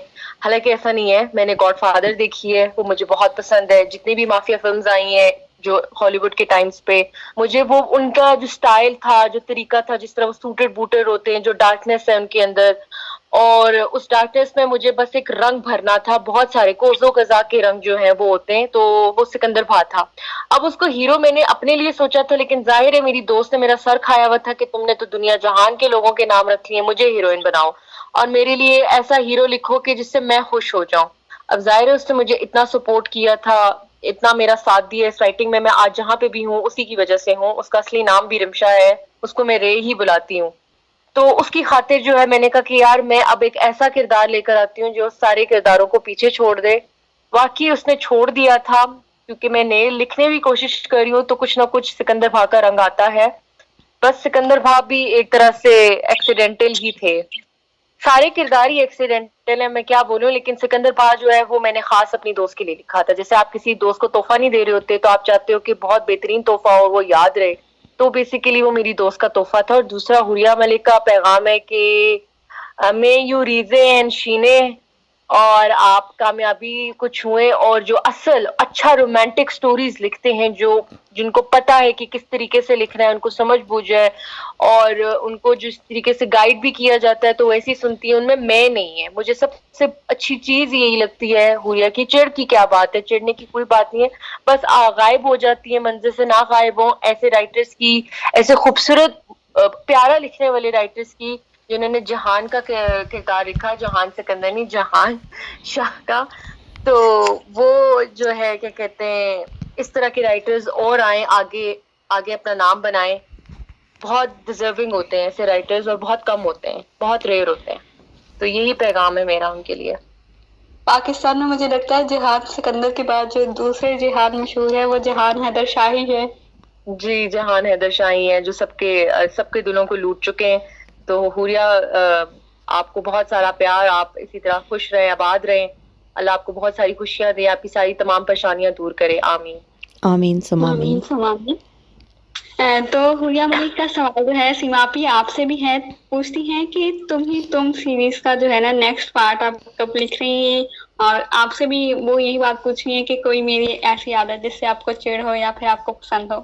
तो ये दोनों सवालों के जवाब दीजिए जल्दी से। Sure. तुम सीरीज का अगला पार्ट मैं कब लिख रही हूँ, ये तो पता है बिल्कुल ऐसा ही sवाल हो गया है जिस तरह वो नवाज शरीफ पूछता है मुझे क्यों निकाला। आजकल नहीं, नवाज शरीफ से ज्यादा कुछ और बोल रहे हैं, बड़े फेमस न्यूज कि हमें क्यों निकाला, लेकिन हम कंपनी वाले रहे हैं इनको निकाल कर। जी। कंपनी वाले रो रहे हैं इनको निकाल कर। दरअसल देखें, जब मैंने तुम पार्ट 1 लिखा, फिर मैंने तुम पार्ट 2 लिखा, तो उसके बाद जो है इतने ज़्यादा आर्मी बेस्ड नावल का ट्रेंड शुरू हुआ। इससे पहले सिवाय मेरे ख्याल से अन्ना इलियास के किसी ने नहीं लिखा था। तो जो एक ट्रेंड शुरू हुआ, और फिर जिस किस्म के जवार आना शुरू हुए, मतलब नाम भी जवार, तो मतलब एक खातून ने तो ऐसा लिखा था कि हीरो जो है वो मेजर निकला और उसके घर वालों को ही नहीं पता था कि वो मेजर है। ज़रा खुद सोचें कि वो पीएम में गया होगा, ट्रेनिंग लिया होगा, वो रोज़ सुबह घर से निकलता था और शाम को घर आ जाता था। तो ये ऐसा कौन सा पीएम है जो 2 सालों के अंदर अंदर घर वालों से भी मिलने की इजाजत दी, तो खाला जी का घर था। तो और सिर्फ यही नहीं, और भी बहुत सुने। तो ऐसा लिखा कि मेरा दिल उचट गया कि ये क्या हो रहा है ना। और तो फिर दूसरी कहानियाँ आने लगी। तो इंशाल्लाह तुम पार्ट 3 जो है बहुत जल्द आएगा। आउटलाइन बनी हुई है, क्योंकि मेरा इरादा कुछ और लिखने का ही नहीं था। मेरा इरादा था जिस तरह इब्न सफ़ी ने इमरान सीरीज़ की है, इस तरह से मैं तुम सीरीज़ करूँगी। लेकिन फिर एक ठप्पा लगने लगा कि आप तो सिर्फ आर्मी बेस लिखती हैं, आप अपने अंदर वर्सटाइल होना चाहिए एक राइटर को, मज़ीद भी लिखें, हॉरर लिखें, ये लिखें, वो लिखें। तो फिर दूसरी सिम्त में भी लिखा, रोमांस भी लिखा, फोर्स मैरिज भी लिखा, सब कुछ लिखा। जहाँ तक बात है हुरिया मलिक की, तो मैं चाहती हूँ कि आज मैं कुछ तमाम मतलब राइटर्स हैं हमारे बहुत अच्छे हैं, लेकिन मैं 2 लोगों के बारे में बात करना चाहूँगी इस सवाल के ऊपर। हुरिया मलिक के ऊपर पहले कहूँगी। हुरिया मलिक को क्लासिक में मैं लेके आई थी। इस बच्ची से सबसे पहला राब्ता मेरा हुआ था। और जो है जो ये फेस कर रही थी, जितने बड़े बड़े नाम तनकीद कर रहे थे और काफ़ी कुछ इस बच्ची ने फेस किया और बड़े हम्बल तरीके से फेस किया, ना कोई शोर ना शराबा। और दूसरी इनकी सबसे अच्छी क्वालिटी जो है वो है ताबेदारी बहुत है, बहुत ज़्यादा ओबीडियंट है और जो है अदब करना जानती है, लिहाज करना जानती है और ये अच्छी तरह से जानती हैं कि दोस्ती क्या होती है, एहतराम क्या होता है, सीनियर क्या होता है। ये बहुत अच्छी तरह से जानती हैं।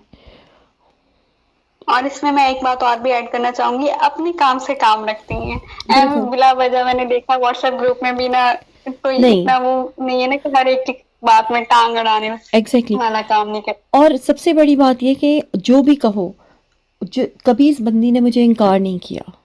समरीन ने इनसे बात की, लाइब्रेरी के लिए लिख दे, मैंने कुछ कहा या कुछ समझाया कि या ऐसा ना करो। तो देखिए, पहला तजर्बा जो होता है ना, पहला नावल जो राइटर लिखता है, कोई भी राइटर हो, हुरिया हो, मैं हूँ, समरीन हो, कोई भी हो, उसमें बहुत ब्लंडर्स होते हैं। उस वक्त हमें इतना पता नहीं होता हम क्या लिख रहे हैं, क्या कर रहे हैं, बस एक फ़्लो में हम लिखते हैं। फिर आहिस्ता आहिस्ता हमें अपने पेन की वैल्यू का एहसास होने लगता है और हम उस लिहाज से अपने आप को मोल्ड करते चले जाते हैं। तो हुरिया मेरे दिल के बहुत करीब है और मेरे दिल से इनके लिए दुआ निकलती है कि अल्लाह इनको बहुत खुश खुर्रम रखे। और माशाल्लाह से निकाह फाइड हैं, आप लोग सब होपफुली ये जानते होंगे। और जी जी बिल्कुल, अल्लाह बस खुश रखे इनको। बहुत बहुत ओबीडियंट हैं, बहुत कम लोग ऐसे होते हैं। तो एक तो मुझे हुरिया के ऊपर बात करनी थी और इसी सवाल का जवाब, सवाल मुझसे नहीं किया गया लेकिन मैं देना चाहूँगी फरियाल ख़ान के बारे में। फरियाल मुझे ख़ान, पहले ही पता था। जी, फरियाल ख़ान जैसे बहुत से लोग आते हैं, बहुत से लोग जाते हैं, इनको भी हम कहते रहें कि वो दिल के करीब थे, सब कुछ था। लेकिन एक बंदी होती है जो पहले दिन से जब इंटरेक्शन होना शुरू हुआ, जब क्लासिक भी नहीं बना था, तो मैं फरियाल को पहले दिन से जानती हूँ। इनको रिक्वेस्ट बेस्ट नावल में लेके मैं और जोइला आए थे और बहुत ही मल्टी टैलेंटेड और हर इंसान की मदद करने को तैयार।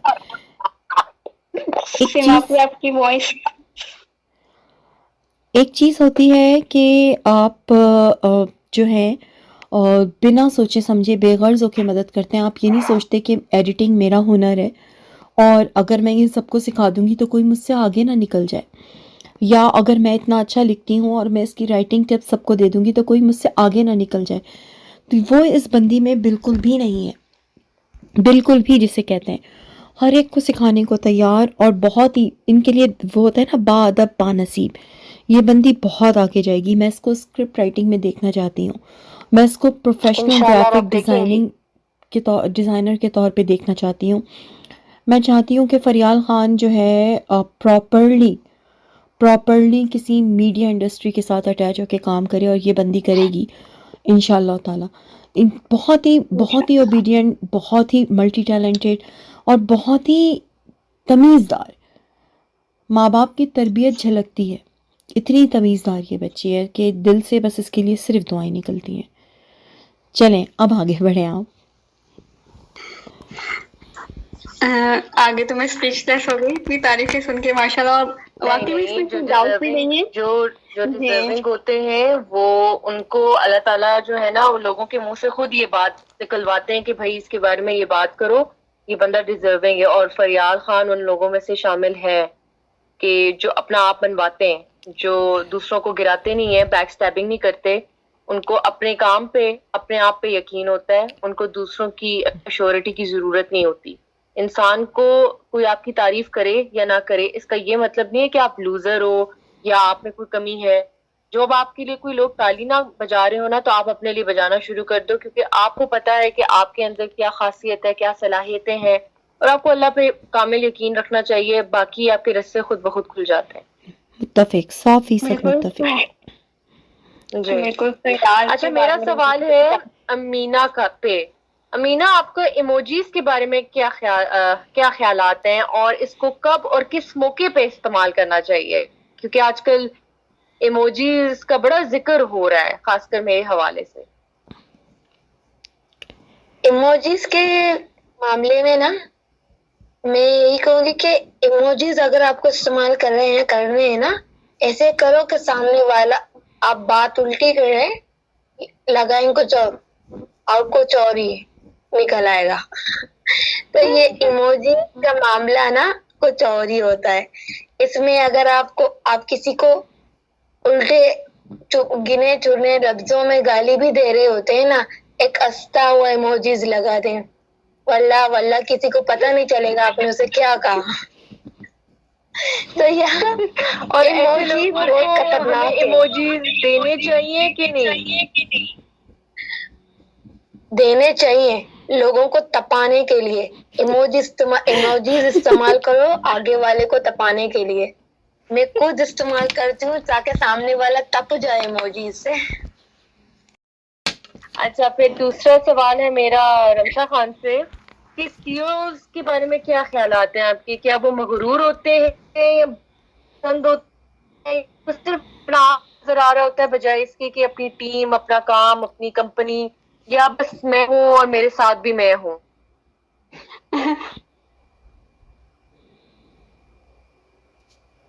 मुझे नहीं लग रहा कि आप जो है ना एक सीईओ से बात करें, मतलब होता है ना कि किसी कंपनी में चले जाए वो बड़ा रूड सा बंदा होता है।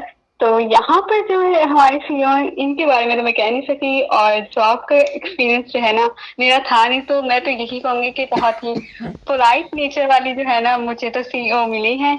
बाकी जो जिनको ये सीईओ सबा लगती हैं, ये तो इस बात पे तो वही रोशनी डाल सकते हैं कि सीईओ कैसी होती है। और अब तीसरा सवाल है मेरा सीमा शाहिद से। जी जी। सीमा से मुझे एक बात बताएं कि एक तो पहली बात है, पहली को तो छोड़े ना, दूसरे सवाल पे आते हैं। कल्बे कयान अगर ड्रामेटाइज्ड होगा तो मैं जज अरीना अलवी बन सकती हूँ कि नहीं? क्योंकि बहुत से लोग ऑडिशन में आ रहे हैं, तो तसब्रे जाना को तो छोड़ ही दे क्योंकि बहुत बड़े सुपरस्टार आए थे ऑडिशन के लिए, तो उसको भी छोड़ दे, वो तो दिल ही खराब हो गया। तो मुझे बताया कि कल्बे कयान में समरीन शाह मतलब समरीन शाह अरीना का किरदार निभा सकती है कि नहीं? सजी बताइएगा, खुल के क्रिटिसाइज करें। देखिए, अरीना जो है 30 इयर्स की एक बहुत ही मैच्योर, बहुत ही स्ट्रॉन्ग जज है। और जो है वो हकाइक के ऊपर बात करती है। वो जो रियलिटी है वो किसी को धोखा नहीं देती, वो इंसाफ की अलंबरदार है। इसी चक्कर में उसकी अपनी बेटी जो है वो अगवा हो गई। समरीन शाह के अंदर वो सारी झलकियाँ हैं, सिवाय समरीन जहाँ पे मार खाती है वो उमर है बस। लेकिन जब समरीन 30 की हो जाएंगी तो समरीन ये किरदार अदा कर सकती हैं, क्योंकि समरीन शाह के अंदर मुझे वो तमाम क्वालिटीज़ नज़र आती हैं जो अरीना के अंदर हैं। मज़े की बात यह, अरीना को नाम अरीना समरीन शाह ही ने दिया है। आपकी बहुत बहुत मोहब्बत है सीमा से। और मुझे एक और चीज़ पूछनी थी कि आपको मुस्तफ़ा आसिफ मेरा बेहतरीन लिखा हुआ किरदार क्यों लगता है? कि आपने जब भी मेरे किरदारों की तारीफ की, आपने सबकी की है, लेकिन जब भी जिक्र होता है मेरे हवाले से तो आप मुस्तफ़ा आसिफ का जिक्र करते हैं। कोई खास वजह? क्योंकि मैंने कभी पर्सनली आपसे सुना नहीं है, जाना जरूर है कि इसके पीछे वजह क्या है, बट आप मेरे ऑडियंस को भी बताएं, अपने ऑडियंस को भी बताएं कि मुस्तफ़ा आसिफ ही क्यों? देखिए, मुस्तफ़ा आसिफ से पहले जिस किस्म के किरदार चल रहे थे, चाहे वो डाइजेस्ट हो, ऑनलाइन तो स्टार्ट ही समरीन शाह ने किया है। इससे पहले ऑनलाइन राइटर्स नहीं थे, ये फैक्ट है। इससे पहले ऑनलाइन राइटर्स नहीं थे, नासिर साहब थे बस, और शायद एक आध कोई और हो तो हो, और तो कोई भी नहीं था। तो डाइजेस्ट राइटर्स का ज़माना था, डाइजेस्ट का ज़माना था। वेबसाइट सब जगह डाइजेस्ट अपलोड होते थे, और जब डाइजेस्ट वालों ने लीगल एक्शन लिया उन वेबसाइट्स के ख़िलाफ़, तो फिर उन वेबसाइट्स ने सोचा कि कुछ राइटर्स को पकड़ो जो हमारी वेब्स के लिए लिख सकें। तो यूँ उन्होंने समरीन शाह को पकड़ा। तो आप उम्मे मरियम, आप किसी भी डाइजेस्ट राइटर को पढ़ें, कंटेंट सेम, सब कुछ सेम। तो मुस्तफ़ा आसिफ जो था वो ताज़ा हवा का झोंका था, completely different kind of a hero, different atmosphere. और उसका केयरिंग का अंदाज़, उसकी ओसीडी, ये वो चीज़ें थी जो इससे पहले कभी किसी नॉवल में डिस्कस नहीं की गई।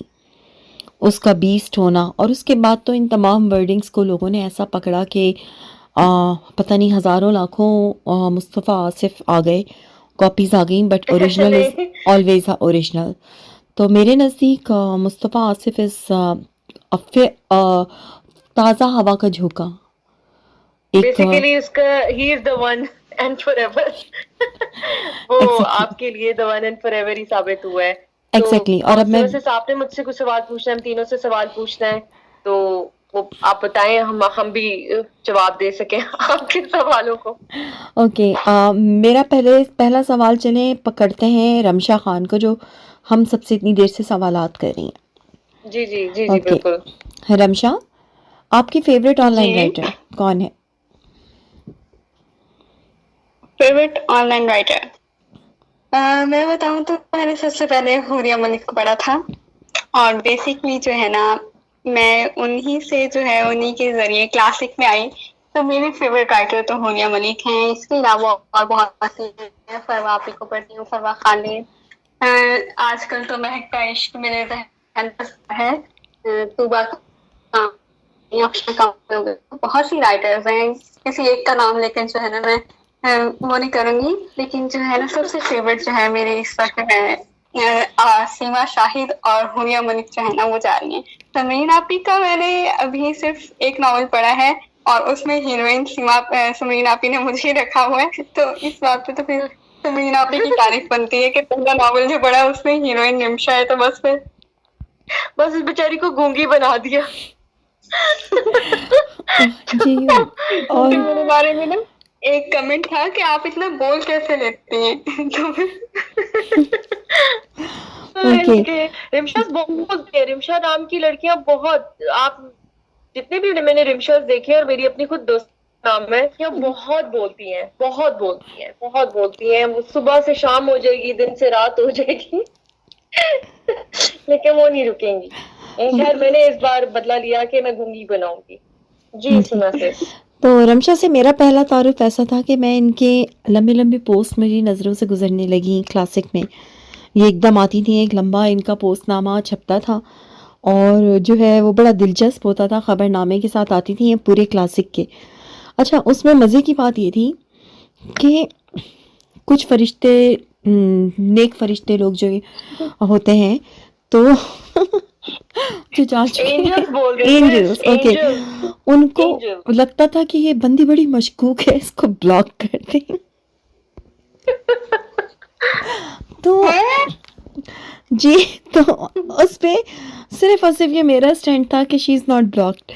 और जिस दिन इनकी मैंने पहली फिर रमशा भी बाद में धरना दे रही होती कि मुझे क्यों निकाला, रो रहे हैं, सीओ साहिबा रो रही हैं, लाइफ बाजी रो रही हैं, तो- सब रो रहे हैं। तो बड़ी मशकूक, जी, तो बड़ी मशकूक लोगों, जब मुझे ये कहा गया, मैंने उसी दिन तय कर लिया था she is going to be, जो इनकी पहली पोस्ट थी उसी पे ही मैं तय कर चुकी थी, she is going to be a part of classic, that's it. और देख रहे हैं माशाल्लाह से आज जो है क्लासिक का यूट्यूब चैनल इन्होंने जिस महारत से संभाला है, और जितनी तेज़ी से काम सीखा है और कर रही हैं, और जितनी हम्बल इनकी नेचर है, और जिस तरह से ये सबको लेके चलती हैं, बहुत कम लोगों में इतनी क्वालिटीज़ होती हैं जो रमशा खान में है। और ये बिल्कुल एक दुरुस्त फैसला था। अब जिन एंजल्स ने ऐसा सोचा, अल्लाह अल्लाह उनका भी भला करे, और जो है अल्लाह उनको अदालत दे। अच्छा, रमशा से मेरा दूसरा सवाल ये है कि रमशा, जब आप पहली दफ़ा क्लासिक के ऑफिशियल चैट रूम में आई, तो वहाँ तो वो कहते हैं ना कि राइटर्स का बाजार लगा हुआ है, तो आपको कैसा फील हुआ? हाँ, आपने तो बहुत अच्छा वक्त याद करवा दिया, और यकीन माने मुझे तो यकीन ही नहीं था आता कि मैं व्हाट्सएप ग्रुप में ऐड हो गई हूँ अपनी राइटर्स के साथ। अपने बचपन का ख्वाब जो था मेरा वो पूरा हो गया है। तो मैंने तो सबसे पहले जो है ना व्हाट्सएप ग्रुप में ऐड होके ना तुबा आपी को मैसेज किया था कि तुबा आपी मुझे कोई चुटकी काटे यार, कोई थप्पड़ मारे, ताकि मुझे यकीन आए वाकई मैं जो है ना राइटर्स के साथ हूँ, मैं उनसे बात कर रही हूँ। तो बहुत अच्छा लगा था मुझे तो सबके साथ बात करके, और इतनी अच्छी जो है ना हमारी राइटर्स है, इतनी प्यारी नेचर की, अफशा आपी हो गई, तुबा हो गई, अरूश, हुरिया, अनिका आपी, रिमशा, फरियाल, कनवा, सब इतनी अच्छी हैं, इतने प्यार से बात करती हैं सब। अमीना हो गई, आप, समरीन आपी, सभी बहुत अच्छे हैं। बहुत अच्छा हमारा जो है ना एक सेटअप है, बहुत अच्छा हम जो है इसको लेकर चल रहे हैं और इंशाल्लाह इसी तरह आगे भी इसको लेकर चलेंगे। और जो है जिनको मैं फ़ेक लगती थी उनके बारे में मैं कहना चाहूँगी कि मैं बिल्कुल भी फ़ेक नहीं हूँ। आप जो है ना अपनी ये गलतफ़हमी दूर कर लीजिए। खैर अब तो वो एंजल्स जो हैं चले गए, लेकिन मुझे तो आज इस बात का जब पता चला तो मुझे तो बड़ा अफ़सोस हुआ इस बात को सुन के कि कुछ लोगों को मैं फ़ेक लगती थी, जबकि मैंने कुछ ऐसा पोस्ट भी नहीं किया था। उसमें तो सिर्फ मैं जो पोस्ट करती थी अपनी राइटर से सिंपल बात करती थी, और तो कोई ऐसी मैंने बात ही नहीं की थी। खैर हर एक की अपनी अपनी सोच होती है। मुझे तो बहुत अच्छा लगा कि सीमा आपी ने मुझ पर यकीन किया, मुझको क्लासिक में जगह दी। इतनी प्यारी प्यारी दोस्तें मिली हैं मुझे क्लासिक में। रिमशा मुख्तार हो गई, मेरी जो जुड़वा बहन। बहुत से लोग कंफ्यूज भी हैं मुझे और रिमशा को लेकर, तो ये भी बहुत बड़ा मसला है हम लोगों का। और फरियाल मिली, कनवा मिली, सब बहुत अच्छी हैं, बहुत प्यार से बात करती हैं, इतने प्यार से समझाती हैं जो भी पूछो। तो थैंक्स टू सीमा आपी कि आपने मुझे क्लासिक में जगह दी, और बहुत अच्छा लग रहा, और इंशाल्लाह मैं कभी आपको मायूस नहीं करूँगी। आमीन। आमीन। मेरा अमीना से मेरा सवाल ये है कि अमीना, ये जो कमेंट्स में लोग शादी के रिश्ते लेके आ जाते हैं, उनके बारे में आप क्या कहेंगी? पहले तो मैं इनकी हिम्मत को दाद देना चाहूँगी जो राइटिंग ग्रुप्स में आकर रिश्ते वाले पोस्ट लगा रहे होते हैं सब। और मैं यही कहना चाहूँगी कि ये चाहते हैं क्लासिक मैरिज ब्यूरो बन जाए। क्लासिक ने इतना डिजिटल लाइब्रेरी बना लिया, ये वो ग्रुप्स बना लिए, वेब बना लिया, यूट्यूब बना लिया, पब्लिकेशन हो गई, अब ड्रामे बनेंगे। अब मैरिज ब्यूरो तो दरमियान में रह गया, अब क्लासिक को वो भी करना चाहिए ना, इसलिए वो चाहते हैं क्लासिक एक मैरिज ब्यूरो भी खोल दे, जिसमें ये जो सारे कंवारे साहबजादियाँ मौजूद हैं उनके लिए हम रिश्ते तलाश करें, वो भी इरविन जैसी। अब जो है ये मैं बस 2 से 3 सवाल और लूंगी, फिर उसके बाद हम एक गेम खेलेंगे आप सबके साथ। तो अगला सवाल जो है बहुत मजे का है। ब्रिया सुल्तान जो है वो पूछती हैं कि मेरा एक सवाल है कि मैं आपसे क्या सवाल करूं, और कोई ऐसा सवाल जो आप चाहते हैं कि लोग आपसे पूछें लेकिन कोई नहीं पूछता वो सवाल आपसे, तो इस सवाल का जवाब दीजिए आप तीनों। ओके, पहले समीर आप आप मुझे जाएं, बताएं। पहले आप जवाब दीजिए बरिया के इस सवाल का।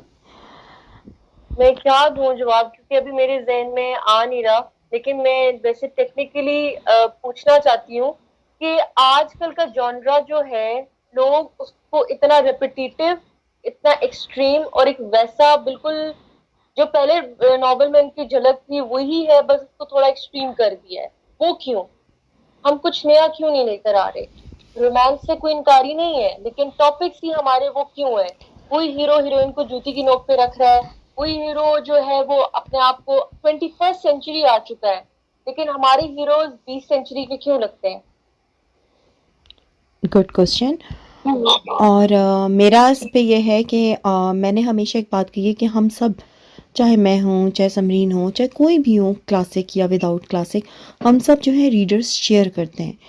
तो बिल्कुल। मेरा रीडर्स और राइटर्स से एक सवाल है कि आप किसी भी XYZ की बात सुन लेते हैं, शऊर सब रखते हैं, सब बाशऊर हैं, कोई अहमक नहीं, कोई बेवकूफ़ नहीं, सामने की चीज़ें होती हैं जो नज़र आ रही होती हैं। तो जिसका प्रॉब्लम है, जिससे मसला है, उससे डायरेक्ट जाके बात क्यों नहीं करते? किसी और की बात में आके जजमेंट क्यों लेते हैं? ये है मेरा सवाल। जो पढ़ने वाले हैं, जो रीडर्स हैं, उनको उस चीज से कोई लेना देना नहीं होता, क्योंकि उनका गर्ज है वो आए ही फेसबुक पे अपने आप को सुकून देने के लिए, क्योंकि वो पहले ही अपने काम की पॉलिटिक्स और मुसीबतों और घर की परेशानियों की वजह से उनको फर्क नहीं पड़ता, उनको जहाँ पे कंटेंट मिल रहा है वो उसी को खुश रखेंगे, उनका कसूर नहीं है, बस वो उसको नाराज नहीं करना चाहते जहाँ पे उनको फ्री कंटेंट मिल रहा है। अब फ्री कंटेंट वाला नाराज हो जाएगा तो उनके जहन में तो यही होगा कि भाई बाकी दुनिया तो, बाकी बहुत जो अच्छे लिखने वाले राइटर्स तो ई बुक वाले हो गए, ई बुक वाले ऐसे नहीं हुए, ई बुक वालों ने भी बहुत लिखा, बहुत दिया, लेकिन जो फ्री वाले हैं ठीक है, अच्छा लिख रहे हैं, अच्छा लिख सकते हैं, लेकिन वो कह दें कि जी सूरज नहीं है, चांद निकला हुआ है, तो आप वो कह देते हो कि हाँ जी चांद निकला है। आप लोग खामोश जरूर लें, लेकिन जब नाइंसाफी का वक्त आ रहा होता है तो प्लीज आप लोग भी आवाज उठाया करें। ये हो गया रीडर्स का। अब आते हैं हम राइटर्स की तरफ। तो राइटर्स को जहाँ पे उनका दुश्मन होता है और उनका दुश्मन ही उनके दुश्मन के बारे में बात कर रहा होगा, वो उनको अपना साथी बना लेंगे, उनके हाँ में हाँ मिलाएंगे। तो राइटर्स का गर्ज तो ये पैसा शोहरत, like, comments, page like, comment, ये नहीं होना चाहिए। आपको ये होना चाहिए कि यार आज आप कुछ कंटेंट लिख रहे हो, आप 10 साल बाद पढ़ो तो आपको पछताना ना पड़े। एग्जैक्टली राइटर्स को ये होना चाहिए। Exactly, I completely agree. Professional होना चाहिए, और सिर्फ नाम का प्रोफेशनल नहीं होना चाहिए, आपको डेफिनेशन पता होनी चाहिए प्रोफेशनल की कि प्रोफेशनलिज्म होता क्या है। और जो है आप जहाँ पे भी हैं वहाँ पे आप अपना काम ख़त्म करते हैं। आप ऐसा नहीं करते कि कहीं पे आप मौजूद हों, आप प्री प्लानिंग करके वहाँ पे 3 महीने पहले अपने नॉवेल्स रोक दें और फिर सडनली रातों रात जो है आप अपना एम्पायर खड़ा कर लें, क्योंकि ऐसी चीज़ें पनपती नहीं है, ऐसी चीज़ें गिर जाती हैं। और ऐसी चीज़ें बहुत ही ज़्यादा अनप्रोफेशनल, अनएजुकेटेड लोगों को, उसको अनएजुकेटेड ही कहूँगी ऐसे लोगों को मैं। तो मेरे ख्याल से जो ये है कि वो ये नहीं कहते कि तुमने नमाज छोड़ दी, तुमने मेरे हुकूक पूरे नहीं किए, अल्लाह ताला जी वो कहते हैं कि किसी इंसान का दिल तोड़ के कोई काम ना करो। नहीं, और दिल के अलावा भी समझीन, दिल के अलावा भी देखिए एक प्रोफेशनलिज्म नाम की भी एक चीज़ होती है। पाकिस्तान में मैं ये बात नोट करी हूँ कि हम ये कहते हैं, हमारा क्या है कि जी ऑनलाइन राइटर को भी इज्जत दो। हमने ऑनलाइन राइटर्स के लिए डाइजेस्टों के रास्ते खोले हैं, सारे काम किए, पब्लिशिंग लेके आए, सब कुछ करके आए, लेकिन हमारे तो कुछ ऑनलाइन राइटर्स जो है पढ़े लिखे, क्या कहूँ इससे आगे डैश हैं। और प्रोफेशनलिज्म क्या होता है, आप यहाँ पे डैनियल स्टील को देखें और किसी को भी देखें, इंडियन ऑथर्स को उठा लें, आप अपना एक प्रोजेक्ट, चाहे वहाँ पे आपके कितने भी XYZ रीजंस हो, आप अपना प्रोजेक्ट मुकम्मल करते हैं, आप नोटिफिकेशन देते हैं और उसके बाद आप गुड टर्म्स पे लीव करते हैं। लेकिन हमारे यहाँ पाकिस्तान में आवाम बहुत भोली है, क्या कह सकते हैं उनको, वो बातों में आ जाती है सामने। आवाम भोली नहीं है, नहीं, आवाम भोली नहीं है। आजकल के जमाने में कोई बंदा भी भोला नहीं होता, सबको अपने अपने प्लेजर्स की और अपने मजे की पड़ी हुई है। ठीक है, हर इंसान को उसका हक है कि वो अपने एंटरटेनमेंट का ख्याल रखे, लेकिन एंटरटेनमेंट के जरिए अगर किसी की दिल आजारी हो रही है या किसी के साथ ज्यादती हो रही है और आप चुप करके बैठे हुए हो, तो आप भी उसमें हिस्सेदार हो। आपको नहीं पता लेकिन आप हो, और ये आपको बाद में पता चलता है। एग्जैक्टली जैसे अब हम मैं 1 मिनट को समरीन की बात में बिल्कुल स्पीचलेस हो गई थी। एक सिंपल सी बात है, मुझे किसी के जाने से किसी के ऊपर कोई फ़र्क नहीं पड़ता। एक जाता है, 2 नए आते हैं, और आने वाले हमेशा नया लुक, नया स्टाइल, नई थीम लेके आते हैं। आना जाना जो है पूरी दुनिया में सब जगह लगा रहता है, चाहे वो स्कूल हो, ऑफिस वर्क हो, TV एक्टर्स हों, मूवी एक्टर्स हों, कुछ भी हो, मीडिया हो, सोशल मीडिया हो, लेकिन एक प्रॉपर वे में होता है, प्रॉपर वे में इज़्ज़त के साथ होता है। लेकिन हमारे यहाँ जो ऑनलाइन राइटर्स हैं, सब तो नहीं लेकिन मोस्टली, देखिए अगर, और एक और चीज है, अगर आपको एक स्पेसिफिक टारगेट बंदे को निकालने की कोशिश कर रहे हो, उसको हर्ट कर रहे हो, तो इसका ये मतलब नहीं है कि वो कंपनी खराब हो जाएगी, टूट जाएगी। कंपनी तो चलना है। अब हम एप्पल की बात कर लेते हैं, उसका जिसने बनाया था, फाउंडर था स्टीव जॉब्स, वो मर गया तो क्या एप्पल खत्म हो गया? एप्पल रुक गया? तो अगर आप किसी स्पेसिफिक बंदे को टारगेट कर रहे हो, या आप मुझे कर रहे हो, या सीमा से इसको कर रहे हो कि हमसे चलो क्लासिक शुरू हुआ, और भी लोगों से हुआ था, लेकिन ये एक बंदे का काम नहीं है। सीमा से इसने हमेशा कहा है कि कंपनी चलती ही टीम से है। तो अगर आप एक बंदे को तोड़ दोगे तो आपको लगेगा कि ये चीज टूट जाएगी, ये बुनियाद टूट जाएगी। नहीं, ये बुनियाद एक बंदे से नहीं, कई लोगों से जुड़ी है, और इसमें कई लोगों की खून पसीने की मेहनत और कंसिस्टेंसी शामिल है। एग्जैक्टली।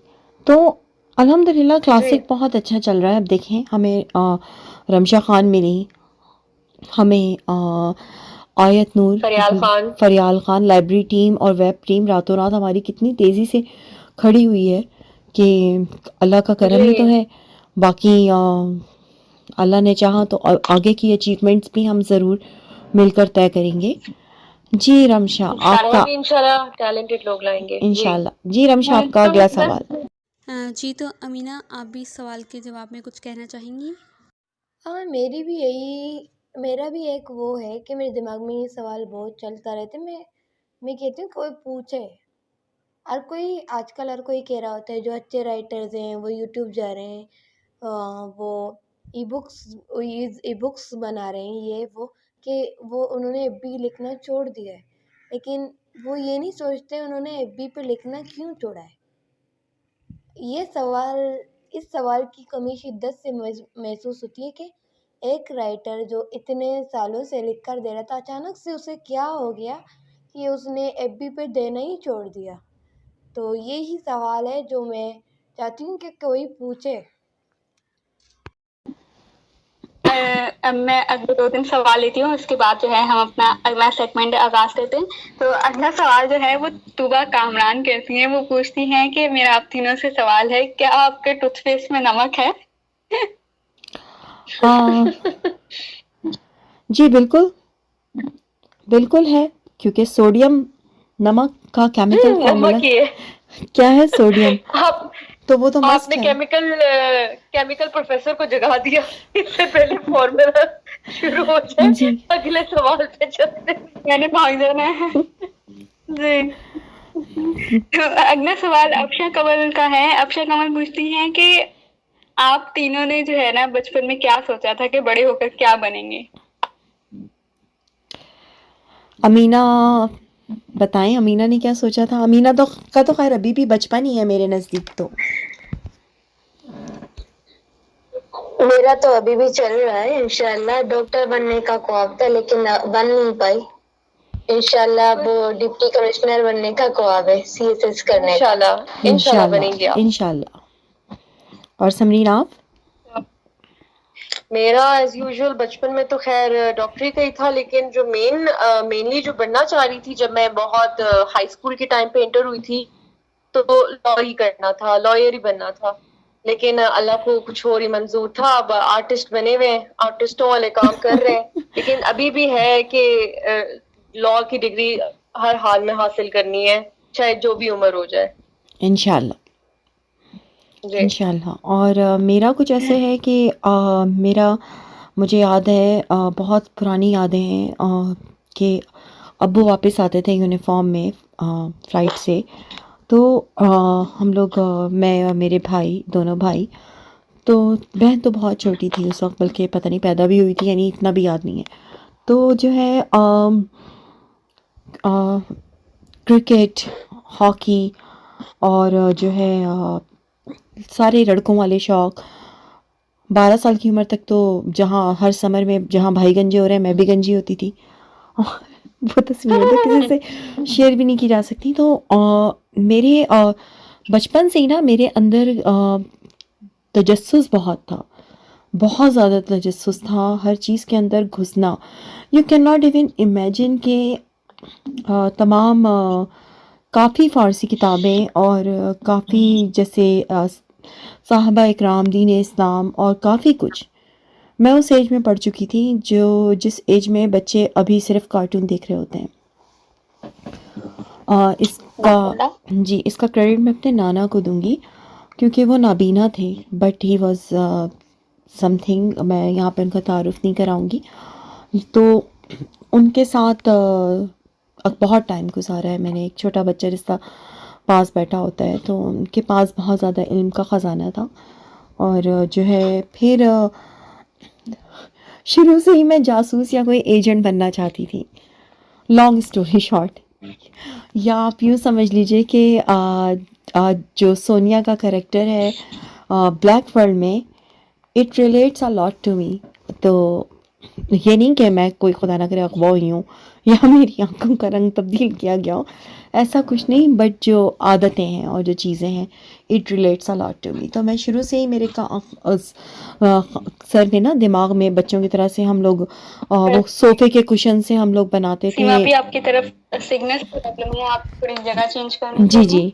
तो हम लोग वो सोफे के कुशन से जो है बनाते थे, गद्दियों से वो ऊँट, और हम लोग फायरिंग करते थे अब भाई में, दोनों भाइयों के साथ। तो मेरे गेम्स तो बड़े अजीब व गरीब थे, तो मैं उसी ट्रैक पे ही हूँ अभी भी। जी, अगला सवाल। अगला सवाल जो है वो मैं लूँगी अबीहा ज़िया का। वो पूछती हैं कि सीमा शाहिद, ये बताइए आपने क्या सोच के क्लासिक की बुनियाद रखी थी? क्लासिक बनाते वक्त आपके जहन में क्या था कि क्यों आप इस प्लेटफॉर्म को बनाना चाह रही हैं? क्या मकसद थे आपके क्लासिक को लेकर? और क्लासिक का ये था कि देखें, कभी कभी मैं सोचती हूँ, मेरी फैमिली भी मुझे कह देती है कभी कभी कि तुम क्या कर रही हो, अगर तुम्हें किताब छपवानी है just do it, you have enough to do, you can do whatever you want to do. लेकिन क्लासिक का मैंने यूँ सोचा था कि मैं जब फेसबुक की दुनिया में एंटर हुई, और जब मैंने रिक्वेस्ट बेस और जो मेरी तमाम राइटर्स दोस्तों से बातचीत होती रही, और मैं काफ़ी वेबसाइट्स को भी ऑब्ज़र्व करती रही, तो मुझे ये हुआ कि हमारे यहाँ, क्योंकि ज़ाहिर सी बात है, आई एम फ्रॉम कैनेडा, हमारे यहाँ तो हाई स्कूल से ही हम लोग जॉब्स शुरू कर देते हैं, हम लोग बड़ा इंडिपेंडेंट होते हैं। अगर हम किसी के लिए कोई आर्टिकल भी लिखते हैं तो we get paid for that. तो मुझे ये हुआ कि पाकिस्तान में ऐसा क्यों नहीं है, और ये पाकिस्तान में ऐसा कहीं पे भी नहीं था, बिल्कुल भी नहीं था। आज सब कुछ जो है वो अल्हम्दुलिल्लाह सिर्फ क्लासिक की वजह से है, चाहे वो कोई भी पे कर रहा हो, बट क्लासिक इस, कहते हैं ना, बानियों में से एक है। तो यूँ ये था कि हम ये कर पाएंगे भी या नहीं। तो हम आहिस्ता आहिस्ता काफ़ी लोग मिलते गए, कारवां बनता गया, लेकिन जो मेन लोग थे जिन्होंने क्लासिक को बहुत आगे पहुंचाया, जो मेन लोग थे, मैं आज उनका नाम आपको बता देती हूँ। वो थी Faryal Fatima, she is still with us, माशाल्लाह उनका बेटा हुआ है, so that's why she is very busy. Break पे ना हो के भी, ब्रेक पे होने के साथ साथ अभी भी वो फ़ोन पे साथ होती हैं, सारे मशवरे उन्होंने दिए। Zarnab Ali Khan, she is still a part of classic and hair, Samreen Shah. और इत्तेफाक की बात है कि जो लोग जा चुके हैं उन्होंने भी अपना पार्ट बड़े अच्छे तरीके से अदा किया, लेकिन वो अपने काम से आते थे। अब जब मैं पुरानी चीज़ें, पुरानी चैट्स और पुरानी सब चीज़ देखती हूँ, तो खैर मैं इतनी डिटेल में नहीं जाऊँगी, सब ने अपना अपना हक़ अदा किया और आज तक अदा कर रहे हैं। तो क्लासिक का बुनियादी मकसद ये था कि लड़कियों के लिए एक ऐसा प्लेटफॉर्म कि चाहे वो छोटा मोटा ही सही, लेकिन वो अर्न कर सकें। देखें, 5 रुपए भी अगर किसी को मिलते हैं ना अपनी मेहनत के, तो वो बड़ी अहमियत रखते हैं। इन 5 को हम 500 पे लेके गए, 500 को हम 1000 पे लेके गए, 1000 को हम 4000 पे लेके गए, 4000 को हम ई बुक प्लेटफॉर्म पे 20, 25, 30 हज़ार तक भी लेके गए। तो ये ऐसा प्लेटफॉर्म है क्लासिक, एक ऐसा, आपने नोट किया होगा क्लासिक ग्रुप में भी सबने, कि हमारे ग्रुप में लड़कियां ही एक्टिव हैं। जो मर्द हजरात राइटर वगैरह आते भी हैं तो वो ज़्यादा चल नहीं पाते, क्योंकि हम लोग कंफर्टेबल फील करते हैं गर्ल्स के साथ काम करने के लिए।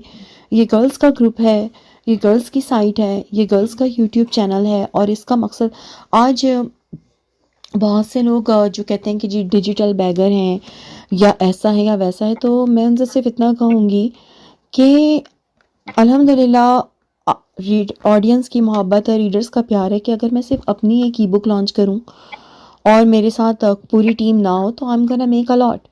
अगर मुझे पैसों का लालच हो तो I will make a YouTube for channel for Seema Shahid, मगर मुझे इन सब चीज़ों का शौक़ नहीं है।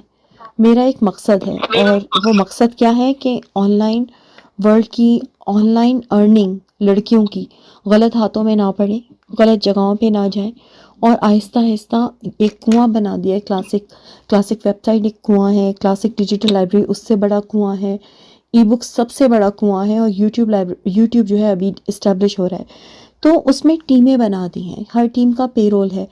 अब मैं चाहती हूँ कि ये पेरोल आज अगर 5 से 8 हज़ार के दरमियान है, 4 से 8 हज़ार के दरमियान है, तो ये 8 से 20 हज़ार के दरमियान जाए। और यही मेरा टारगेट है विद इन नेक्स्ट 2 ईयर कि we should be paying somewhere between 8000 to 20,000 rupees. उसके लिए बहुत मेहनत करनी है। तो ये टीम वर्क है। आपको कहीं पे भी अकेली सीमा शाहिद या अकेली समरीन शाह या किसी का अकेला काम नज़र नहीं आता। ये टीम वर्क है। ये इसका एक मकसद है कि लड़कियों के लिए एक अर्निंग प्लेटफॉर्म मुहैया करना। अब इसमें बहुत से लोग बहुत कुछ कहते हैं, बहुत से लोगों को ये भी हो सकता है कि जी टीम वर्क है तो हम इतना अर्न नहीं कर पा रहे, इसको क्यों दिया इतना, ये वो। तो ऐसे लोग गए भी हैं और जा भी सकते हैं, क्योंकि जो हमारे जो मेन रूल्स हैं कि टीम वर्क है, टीम को स्ट्रॉन्ग करना है और जो है मज़ीद प्लेटफॉर्म्स लाने हैं, इंटरनेशनल लेवल पे जाना है, ई कॉमर्स पे जाना है, जिसकी साइट अल्हम्दुलिल्लाह तैयार है, बकरा ईद के बाद लाइव हो जाएगी। तो ये बस मेन रीज़न था क्लासिक बनाने का और कुछ नहीं। और क्लासिक वाहिद वेबसाइट और वाहिद ग्रुप है जिसमें आपको कोई भी मेल डोमिनेंट नहीं मिलेगा। जी रमशा, अगला सवाल। अल्लाह ताला जो है हमारे काम में बरकत डाले, आमीन। आमीन। तो अगला सवाल जो है मैं पूछूंगी समरीन आप ही से कि आपके नॉवल का कोई ऐसा किरदार जो आप चाहती हैं कि उस पे अगर कोई ड्रामा या फिल्म बने तो उस पे वो बने जो है कौन सा जो है एक्टर उस पे वो रोल प्ले करे? समझने का सवाल है वैसे से समरीन आप ही। कौन सा एक्टर कौन सा एक्टर रोल प्ले करे आपके नॉवल का? आपको कोई सिमिलरिटी लगती हो ना अपने नॉवल के किरदार में और जो है किसी एक्टर में? एक्चुअली एक किरदार था, लेकिन वो किरदार एक तो ऐसी माशाल्लाह से एक ऐसी फिल्म में भी आया कि वो नाम भी लेना नहीं सकते। सिकंदर भाग के रोल में उस बंदे को बहुत सारे लोग, लेकिन अब मैं एग्री नहीं करूंगी और ना ही मैं सिकंदर भाग को कभी ड्रामेटाइज करूंगी। लेकिन हाँ, अगर मुझे जिंदगी में ड्रामेटाइज करना हुआ तो जो है वो मैं स्नेक के किरदार को करूंगी और एक उसामा अली खान को। ये दोनों वाहिद किरदार है जिनको मैं स्क्रीन्स पे देखना चाहती हूँ और वो मेरे जहन में एक्टर्स हैं, लेकिन मैं नाम नहीं लूंगी। अगर मैंने नाम ले लिया तो वो फिर किसी साई के रूप में एडिट्स में फौरन आ जाएगा। तो मैं अपने एक्टर्स को बहुत सीक्रेट रखती हूँ और मैं नहीं चाहती कि लोगों को पता चले। लेकिन हाँ, मुस्तफा आसिफ की बात करूंगी तो मुस्तफा आसिफ को भी मैंने कभी नहीं लेकर आना, लेकिन अगर मुस्तफा आसिफ आता है क्योंकि वो गोरा है, ब्रिटिश है, ब्लू आंखें हैं, तो Henry Cavill is my like favourite actor और उसको देख के लगता है कि हाँ वो मुस्तफा आसिफ है। और तस्वुरे जाना के जो है वो तो हमें पता ही है। जान यमन देखिए, हम जान यमन तो मैंने हुरिया मलिक को दिया हुआ है, शाहरुख खान हमने माही शाह को दिया हुआ है, तो तस्वुरे जाना देखें आगे क्या होता है। अभी तो उसकी एक जगह डील भी चल रही है। कास्टिंग का मामला जो है ना वो मेरे सर पे रखिए, क्योंकि मैं बड़े चुन चुन के बंदे ढूंढती हूँ और बाद में हर जगह पे बड़ी मशहूरी कर देती हूँ मैं इन बंदों की। सही। और अमीना से मेरा एक सवाल है कि अमीना, आपको अपने लाइफ पार्टनर में कैसी खूबियां चाहिए? बलोचन का लाइफ पार्टनर कैसा होना चाहिए? सही बताती हूँ मैं। मुझे ना वो क्या कहते हैं, कोई एक लोग पसंद होते हैं, मुझे पठान कास्ट बहुत पसंद है। अगर मैं मिक्सचर चाहती हूँ, जैसे लाइक उसके जो तरीके हो बात करने का बहुत नरम सा हो, वो मेरी शरारतों को खामोशी से वो क्या कहते हैं, खामोशी से सुन ले, मेरी बातों को सुन ले। अगर मैं रोने लग जाऊं, अगर मैं गलती करूं, वो कहे गलती मेरी थी, आपकी, तुम्हारी नहीं थी। आप जितनी गलतियां करो वो अपने ऊपर सारा ले ले। केयरिंग हो बहुत ज्यादा। जैसे नहीं, लुक्स भी खैर लुक्स तो इम्पोर्टेंट होती हैं, हम माने ना माने, लेकिन बहरहाल लुक्स मैटर करती हैं, ये फैक्ट है।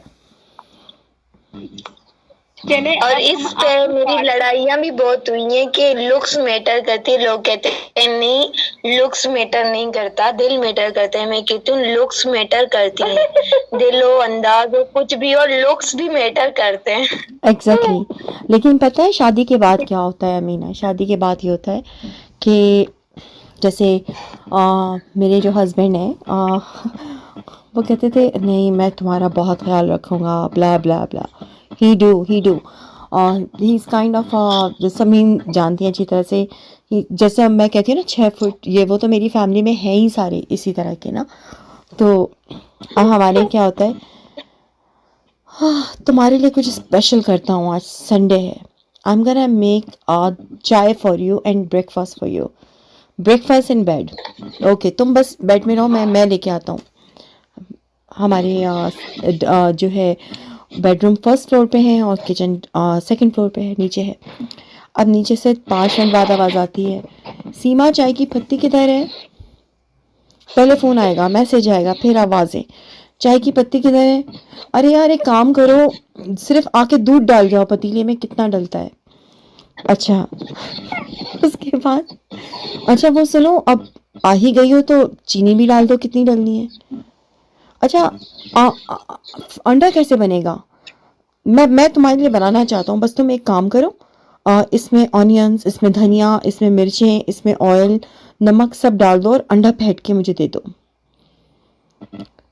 तो आप मुझे बताइए कि इससे आगे मैं क्या कहूँ, बट ये भी उनकी मोहब्बत है कि चलो ट्राई तो करते हैं ना।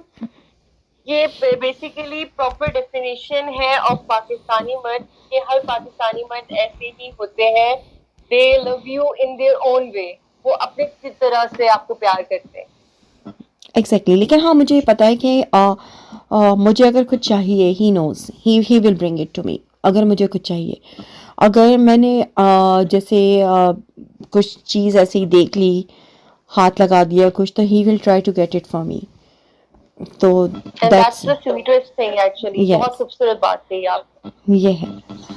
तो चलें अब अगला सवाल क्या है? एक जी जी स्पेशल सेगमेंट अब शुरू हो जाए फाइनली, बिल्कुल, क्योंकि लोगों को भी बहुत इंतजार होगा उस सेगमेंट का। चलें जी शुरू करते हैं। और वाकई लाइफ हमारा ये बड़ा लंबा हो गया है। लोगों को बोर भी नहीं करना ना, तो चले रमशा जल्दी से शुरू करें या फिर इसको रैप अप करते हैं? जी, तो बातें तो बहुत हो गई, अब जो है एक छोटी सी एक्टिविटी करते हैं आप तीनों के साथ। उम्मीद है कि आप लोग तैयार होंगे। तो सबसे पहले स्टार्ट हम करेंगे समरीन आपी से। तो समरीन आपी, क्या आप रेडी हैं फिर? जी बिल्कुल रमशा, शुरू करें, बिस्मिल्लाह करें। यहाँ पहला सवाल जो है ना, मुश्किल सवाल से स्टार्ट करते हैं। पहला सवाल ये है कि आपने जो है ना, इन दोनों में से कोई एक को चूज़ करना है, सिकंदर भा या फिर कयान सादी। नहीं, ये आपने क्या पूछ लिया, दुनिया का सबसे मुश्किल सवाल है। आसान भी कह सकते हैं, मुश्किल भी कह सकते हैं, लेकिन सिकंदर भाग के साथ जो मेरा टाइम था ना, वो काफ़ी लंबा है, उसका दौरानिया काफ़ी अब सोच के मैं यही बोल रही हूँ कयान सादी, क्योंकि मैं एक नाम भी नहीं बोल सकती, क्योंकि दोनों की जगह जो है कयान सादी बहुत खूबसूरत लिखा हुआ है, ब्यूटीफुली रिटन। लेकिन जो सिकंदर भाई है, उसके साथ मेरा कोई तकरीबन 4.5 साल से साथ रहा है, तो कयान सादी का ही नाम मैं लूँगी, लेकिन भा का मैं नाम नहीं ले सकती, भा के नाम लेने की ज़रूरत नहीं है, वो तो दिल में बसता है। तो अगर ब्यूटीफुली रिटन कैरेक्टर की बात करेंगे तो कयान सादी। दूसरे सवाल की तरफ बढ़ते हैं। दूसरा सवाल जो है ना, आपसे मैं ये करूँगी कि आमिर लियाकत का नाम सुनकर आपके माइंड में पहला लफ्ज़ क्या आता है? अस्तगफिरुल्लाह, अस्तगफिरुल्लाह, अस्तगफिरुल्लाह, अस्तगफिरुल्लाह, तौबा तौबा। अब तौबा की तस्बीह पढ़ने जा रही हूँ, इस्तगफार की तस्बीह पढ़ने जा रही हूँ। ज़बान कान मेरे गंदे हो गए, नापाक हो गए, यही कहूँगी मैं। मेरी हंसी कंट्रोल नहीं हो रही आपकी बात सुनकर। अगले सवाल की तरफ बढ़ते हैं। अगला सवाल है, आपने इन दोनों में से किसी एक को चूज़ करना है, सबा कमर या माहिरा खान। माहिरा खान। चाय या कॉफ़ी? और इसके साथ साथ बताएं, चूड़ियाँ या झुमके? कॉफ़ी ऑलवेज, और चूड़ियाँ मैं कम पहनती हूँ, लेकिन अगर झुमकों के मुकाबले में अगर चूज़ करना पड़े तो ऑब्वियसली बात है गोल्ड कलर की होती है, गोल्ड की असली वाली नहीं, गोल्ड कलर की चूड़ियाँ। ऑनलाइन राइटर्स के बारे में आपके माइंड में पहला लफ्ज़ क्या आता है उनका नाम सुनकर? इंस्पायर ज़रूर होएं, ट्रेंड को ज़रूर पकड़ें, लेकिन ट्रेंड की माँ बहन एक ना कर दें, ट्रेंड को ट्रेन की पटरी ना समझ लें कि उसको चलाते ही जा रहे हैं। बाकी your guys are the best. बहुत मज़े के जवाब दिए आपने, और सबसे मज़े का जवाब तो आमिर लियाकत वाला था, अस्तगफिरुल्लाह अस्तगफिरुल्लाह। तो जो है बहुत मज़ा आया आपके साथ ये राउंड खेल के। अब जो है हम बढ़ते हैं सीमा आपी की तरफ। नहीं, बस जब शैतान का नाम लोगे, नहीं, शैतान प्लस जोकर प्लस छिपकली प्लस नेवला, उसका कोई मिलावट ज़्यादा स्पीशीज़ को आप जिक्र करोगे तो ऑटोमेटिकली मुंह से तो यही निकलेगा ना। तो यही है सब। नहीं, आपका भी बहुत बहुत शुक्रिया, सवाल भी बहुत मज़ेदार से आपने पूछे, जवाब अल्लाह करे पसंद आ जाए लोगों को। जी, तो अब बारी है सीमा आपी की। तो सीमा आपी, आपसे मैं 5 सवाल करूँगी। आपके माइंड में पहला जो भी लफ्ज़ आए आपने फ़ौरन से उसको बताना है। तो आप रेडी हैं फिर इस राउंड के लिए?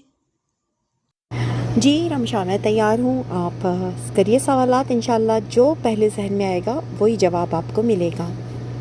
फर्स्ट क्वेश्चन मेरा आपसे है, पाकिस्तान या कनाडा? कनाडा भी मेरा वतन है, पाकिस्तान भी मेरा वतन है, लेकिन जब दिल की बात आती है तो दिल से सिर्फ़ और सिर्फ पाकिस्तान। I love Pakistan. दूसरा सवाल मैं आपसे करूँगी, मुस्तफ़ा आसिफ या फिर मेजर जवार? मुस्तफ़ा आसिफ या मेजर सवार, दोनों ही दिल के बहुत करीब हैं और दोनों ही की कैटेगरी अलग है। मुस्तफ़ा आसिफ समीन शाह का लिखा एक ऐसा किरदार जिससे मेरा तारुफ़ हुआ ऑनलाइन दुनिया से, और बहुत खूबसूरती से उन्होंने लिखा इस किरदार को। बहुत पॉजिटिव था उसका है अपनी हीरोइन के लिए, उसके जो है जुनून, उसकी ओसीडी वगैरह सब कुछ, वो एक डिफरेंट थिंग थी जो मेरे दिल को आज भी छूती है। और मेजर जवार तो एक आर्मी से रिलेटेड कैरेक्टर था, उसकी एक अलग अपनी जगह है, लेकिन अगर एक चुनना है तो बहुत मुश्किल है, लेकिन मुस्तफ़ा आसिफ फ्रॉम दीवान। ईद का मौका है तो ईद के लिहाज से मैं आपसे एक सवाल करूँगी। वैसे तो जो है दोनों ईदें ही मुसलमानों के लिए बहुत अहमियत रखती हैं, लेकिन एक ईद होती है ना जिस पे आपको ज़्यादा मज़ा आता है। तो आप बताएं, आपको ईद उल फितर पे ज़्यादा मज़ा आता है या फिर ईद उल अज़हा पर? दोनों ईदें आपने सही कहा, वाकई बहुत अपनी जगह अहमियत की हामिल होती हैं। और ईद तो ईद होती है, जब बच्चे थे तो दोनों ईदें ही अच्छी लगती थी, एक टेंशन नहीं होती थी, कपड़े भी पेरेंट्स तैयार कर देते हैं, बस एक ईद ही लेनी है और अच्छी अच्छी डिशेस खानी है। अब बकरा ईद पे जो है वो बारबेक्यू पार्टीज़ होनी है, लेकिन अब बड़े हो गए तो अब खुद ये सब करना पड़ता है, कोई करके नहीं देता। तो अब एक टेंशन होती है कि जी सफाइयाँ होनी है, घर को पर्दे बदलने हैं, डेकोरेशन चेंज करनी है और कपड़े बनाने हैं, बच्चे के भी बनाने हैं, फैमिली को भी देखना है। तो अब रिस्पॉन्सिबिलिटी ज़्यादा है। फिर क्लासिक की रिस्पॉन्सिबिलिटी भी है कि वहाँ ग्रुप भी अपनी पूरी फैमिली है, क्लासिक ग्रुप भी, उसके लिए भी कुछ ना कुछ ईद स्पेशल होना चाहिए, राइटर्स के लिए भी, यूट्यूब चैनल पे भी। तो अब रिस्पॉन्सिबिलिटीज़ बहुत ज़्यादा हो गई हैं और आप तो खुद इसका पार्ट है। अब आपको अच्छी तरह पता है कि आपकी ईद कैसे गुजरी है, एक कदम घर पे तो एक कदम क्लासिक में। मज़ा दोनों ईदों में आता है, दोनों अपनी जगह बहुत अच्छी हैं। मुझे याद है एक दफ़ा हम लोग पाकिस्तान गए थे तो वहाँ पर बकरा ईद हुई थी मेरे ससुराल में। तो वहाँ पे जो बकरा ईद पहले होती थी तो वो कैसे होती थी कि जो भी कुर्बानी थी वो मेरे इन लॉज़ के, मतलब मेरे सास ससुर के घर पे होती है, और पूरी फैमिली, सारे जेठ जेठानियाँ, मैं, हम लोग सबसे छोटे हैं, सब वहाँ जमा होते हैं और मिल के वहाँ पे कुर्बानी होती है। फिर बाकायदा देखें बनवाई जाती हैं, आती हैं, और सब लोग ईद पे भी और बकरा ईद पे भी। तो वो एक जो फैमिली का जमा होना होता है ना, वो ब्यूटी पाकिस्तान में है, वो आपको पूरी दुनिया में कहीं नहीं मिलती। जी बिल्कुल, अपना मुल्क तो अपना मुल्क होता है और वाकई में बहुत मज़ा आता है पाकिस्तान में ईद मनाने का। तो अगला सवाल मैं आपसे करूँगी कि आप अपना फेवरेट कलर बताइए इन दोनों में से, ब्लैक या वाइट? फेवरेट कलर, मुझे सारे रंग बहुत अपील करते हैं, डिपेंड करता है कि मेरा मूड कैसा है। शफक के रंग भी मुझे बहुत अच्छे लगते हैं, नेवी ब्लू भी बहुत पसंद है, लेकिन अगर फेवरेट की बात आ जाए तो ये बड़ा मुश्किल है डिसाइड करना ब्लैक और वाइट में से। दोनों ही कलर मेरे बहुत ज़्यादा पसंदीदा हैं। मेरे इवन घर के अंदर अगर आप कलर स्कीमिंग देखें तो वाइट और ब्लैक में ही आपको मिलेगी। और इवन मेरी कार पुरानी जो बेचारी एक्सीडेंट का शिकार होकर ख़त्म हो गई, वो वाइट थी और अब जो है वो ब्लैक है। तो वाइट और ब्लैक टेक्निकली दो जेन्युइन कलर हैं। इसके अलावा बाकी जितने भी कलर दुनिया में हैं वो इवेल्युएट किए गए हैं मुख्तलिफ फूलों से, फलों से, रंगों से, लेकिन ब्लैक और वाइट दोनों ही मेरे दिल के बहुत करीब हैं। But it's very hard for me too. आप इसको ऐसा कर लें, combination of black and white पसंद है। लास्ट क्वेश्चन मैं आपसे करूँगी, पाकिस्तानी ड्रामाज या फिर टर्किश ड्रामास? पाकिस्तानी ड्रामास या Turkish dramas, to be honest मैं नहीं देखती।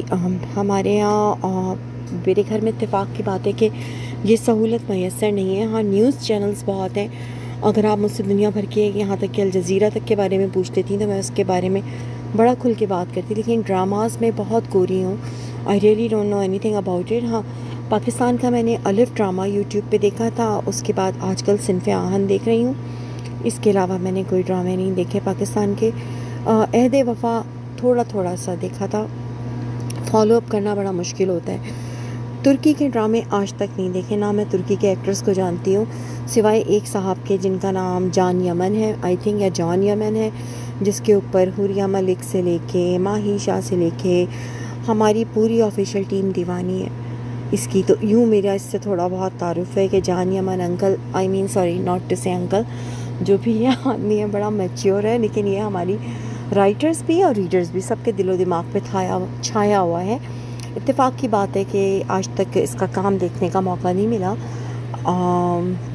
मुश्किल है टाइम निकालना, लेकिन आप सजेस्ट करें मुझे किसी अच्छे से ड्रामे का नाम, और अगर वक्त निकला तो कोशिश करूँगी देखने की। मैं खुद जो है नॉवेल्स की दीवानी हूँ, ड्रामाज और फिल्म मुझे अच्छी नहीं लगती। जब भी टाइम मिले फ्री तो नॉवल पढ़ने लग जाती हूँ। हाँ, टाइम ना भी मिले तब भी जो है ना टाइम निकाल लेते हैं नॉवल के लिए। तो ड्रामास मैंने भी 2-3 ही देखे हैं। सनफ़े आहन आजकल देख रही थी, इसके अलावा जो है 1-2 रमज़ान स्पेशल आ रहे थे तो वो देख रही थी। बाकी पाकिस्तानी ड्रामास ही देखती हूँ, दूसरे ड्रामास तो मैंने बिल्कुल भी नहीं देखे। चलें अब हमारी बलोचन की तरफ पढ़ते हैं। तो मेरा आपसे पहला सवाल है अमीना, कि आपने इन दोनों में से चूज़ करना है, समरीन शाह या सीमा शाहिद? सीमा शाहिद। आई हील्स, क्योंकि दरअसल थोड़ा सा मुझे अपने हाइट पे वो है ना, तो इसलिए मैं आई हील्स को ही चूज़ करूँगी ताकि मैं लंबी दिखूँ। खलीलुर रहमान, खुद पसंद राइटर का क्या करे बंदा, खलीलुर रहमान ही बेहतर है। चलो अब ये बताओ, चूड़ियाँ या पायल? पायल। जी, तो अमीना लास्ट क्वेश्चन का जवाब दें जल्दी से। कोरियन एक्टर्स या फिर टर्किश एक्टर्स? रमशा, ये तो बहुत ही मुश्किल सवाल है। कोरियन और तुर्किश दोनों ही मेरे फेवरेट है, क्या करूं, लेकिन फिर भी तुर्किश ज़्यादा फेवरेट है तो तुर्किश ही। बहुत मज़े के जवाब थे आप तीनों के, बहुत चटपटे से। मुझे तो बहुत मज़ा आया। उम्मीद है हमारे ऑडियंस को भी आप लोगों के जवाब पसंद आए होंगे। तो अब क्या ख्याल है, इस इंटरव्यू को हम रैप अप करें? चले भाई, इसको अब रैप अप करते हैं। बहुत अच्छा लगा आप लोगों से बात करके, बहुत एंजॉय किया, काफी वक्त भी हो गया। लोगों को भी ईद के साथ अपने प्यारों के संग बताने का मौका दें कि हम तो सुबह से रात कर देंगे। तो बहुत अच्छा लगा आप लोगों से गुफ्तगू करके। थैंक्स सो मच रमशा, आप एक बहुत बेहतरीन होस्ट साबित हुई। सीमा से इसके साथ तो मैं अक्सर बात करती रहती हूँ, लेकिन आप लोगों के साथ बात करके एक breath of the fresh air साबित हुई, और ईद पे मजा दोबाला हो गया आप दोनों की आमद से। नींद भाग गई ना आपकी? बिल्कुल, नींद सबकी भाग चुकी है। नहीं, बहुत Ramsha is one of the best. अब मीठा खाएंगे, मीठे से लुत्फानंदोज होके फिर दोबारा क्रैंक होकर बिस्तर पे गिरेंगे। जी बिल्कुल, बहुत लंबा हो गया ये इंटरव्यू, तो अब इसको ख़त्म करते हैं। तो एंड में आप लोग अगर अपने रीडर्स को कोई ईद स्पेशल पैगाम देना चाहें तो जल्दी से वो दीजिए, और इसके बाद फिर हम इसको ख़त्म करते हैं इंटरव्यू को। तो सबसे पहले बारी है हमारी boss, founder of classic Urdu material, Seema P से स्टार्ट करते हैं। तो सीमा पी, आप अपने रीडर्स को ईद स्पेशल पैगाम में क्या कहना चाहेंगी? तमाम रीडर्स और व्यूअर्स से ये कहना चाहूँगी कि खुश रहें, खुशियाँ बांटें, और जो है इस ईद पे अपने आप से अहद करें, हमारे जो मुल्की हालात चल रहे हैं सब कुछ, कि हम अपने आप को एक मज़बूत एक अच्छी कौम की हैसियत से कैसे उभर सकते हैं। इसके लिए हमें ये सियासत छोड़नी पड़ेगी, हमें एक दूसरे की लेग पुलिंग छोड़नी पड़ेगी। जब मकसद बहुत बड़ा हो तो सबसे पहले नई जनरेशन को स्ट्रांग होना ज़रूरी होता है। अपने अंदर ऑनेस्टी लाएं, इंटीग्रिटी लाएं और अपने अंदर प्रोफेशनलिज्म लेके आइए। और जो सबसे पहले अपनी हर सोच में अपने वतन को और अपने मज़हब को आगे रखें। खुश रहें और दूसरों को भी खुश रहने दें, चाहे वो इमोजीज लगाएं चाहे वो नॉन इमोजीज लगाएं, मगर खुश रहने का हक सबके पास है। चाहे वो रोमांटिक लिखे, चाहे वो बोल्ड लिखे, चाहे वो कॉपी लिखे, चाहे वो नॉन कॉपी लिखे, सबको ईद मुबारक। सबको ईद मुबारक। मेरी तरफ से पैगाम ये है कि हर इंसान इनसिक्योर होता है लेकिन मानता नहीं है। अगर हम अपनी इनसिक्योरिटी को मान लें और उस पे काम करने के दूसरों के इनसिक्योरिटी को निकालने के बजाय, उसको एक्सपोज करने के बजाय हम अपनी इनसिक्योरिटी को पहचाने, उस पे काम करें, तो हमसे बड़ा कामयाब इंसान और कोई नहीं। और हमें पता है कि वी आर द बेस्ट। हमें कोई बताने के लिए कोई जरूरी नहीं है और ना ही हमें कोई लाइक्स, कमेंट्स या किसी की तारीफ या रिव्यूज की जरूरत है। बस अपने काम से काम रखें, खुश रहें और खुश रखें, खुशियां बांटें, अमन कायम रहे, क्योंकि इस्लाम की बुनियाद ही अमन से शुरू हुई थी। और हम अगर इस मजहब को मानते हैं और अगर हम मुसलमान हैं तो हमें अमन से ही शुरुआत करनी चाहिए और अमन से ही इख्तिताम करना चाहिए, बजाय कुदूरत और हसद से अपना आप भी खराब, अपनी आखिरत भी खराब करें और अपना आज भी खराब करें।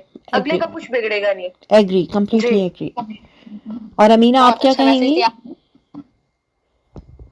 और अमीना आपने जो है ना एंड में एक बलोची में भी हमें थोड़ा सा ना जो बलोची तड़का भी लगाना है साथ में, और हमें बताना है बलोची में कोई पैगाम दे अपने रीडर्स को। देखते हैं कौन समझ पाता है आपका पैगाम। आखिर में यही कहना चाहूँगी कि आप खुद खुश रहें, अपने आसपास रहने वालों को भी खुश रखें और उन खुशियाँ बांटें, उनकी ज़रूरतों का भी ख्याल रखें। एक बात है कि आजकल हम हुकूकुल्लाह ज़रूर पूरा कर रहे हैं, नमाज़ पढ़ रहे हैं, रोज़े रख रहे हैं, जो हमें करना चाहिए, यानी जो हमारे पास हमारे ऊपर फ़र्ज़ है वो सब हम पूरा कर रहे हैं। लेकिन एक चीज़ हमसे छूट रही है, वो है हुकूकुल इबाद। हमें अल्लाह की इबादत के साथ साथ अपने आसपास मौजूद लोगों का भी ख्याल रखना चाहिए, उनकी दिल आज़ारी नहीं करनी चाहिए, क्योंकि उसकी माफ़ी हमें उनके अलावा कोई और नहीं दे सकता। और अल्लाह ने इंसान को इस तरह से बनाया है कि वो कभी खुद के साथ ज़्यादती करने वालों को माफ़ नहीं कर पाता। तो इसलिए ख्याल रखें, खुश रहें, दूसरों की दिल आज़ारी ना करें। एंड शुक्रिया। और सबसे लास्ट में बस बलोची में कहना था कि कभी भी कसी गप्पानी तो का मयाए आवती रिश्ते खराब मकने के ती रिश्तेदार अर्चियाँ जहर बेबा अर्चियाँ आती वैसे छतरी मर्दुमा। सही है, ठीक है, तो खुदा हाफिज, खुश रहें सब। तो इसको जो भी समझेगा, जो भी बोला है समझ तो नहीं आई लेकिन बहुत क्यूट लगा। एग्जैक्टली। तो जो समझा सही है, अगर नहीं समझे तो एफबी पे आके मुझसे पूछ ले, मैं बता दूंगी। आजकल अमीना बड़ी मशहूर है। बेसिकली मैं बहुत मशहूर हूँ। मुझे बहुत सारे लोग फॉलो करने लग गए हैं, बड़े बड़े पेजेस, मेरे बड़े बड़े शो, मेरे अच्छे पोस्ट लगाते हैं, तो मैं बहुत मशहूर हो गई हूँ। अब थोड़ा मुझ में गुरूर भी आ जाएगा, कोई बात नहीं, गुरूर नहीं आएगा। आप मुझे पता है क्लासिक की किसी बंदी में गुरूर नहीं आ सकता। बिल्कुल, गुरूर करना ही क्या है, गुरूर करने की बात ही नहीं है। हम इंसान है, मिट्टी से बने हुए हैं। आज हमारे पास ये मकाम है, कल नहीं है, और हम शायद लिख ना पाए। तो यही चीज है गुरूर। एक बुल्ले शाह का कोट याद आ गया कि नाक कर बंदिया तेरी मेरी, ये 4 दिन आधा मेला है, फिर मिट्टी सी घेरी। और लोगों को ये रियलाइज नहीं होता कि उनको लगता है कि हम इसी दुनिया में रहेंगे, जबकि हम मिट्टी से ही बने और हमने मिट्टी में ही जाना। बिल्कुल।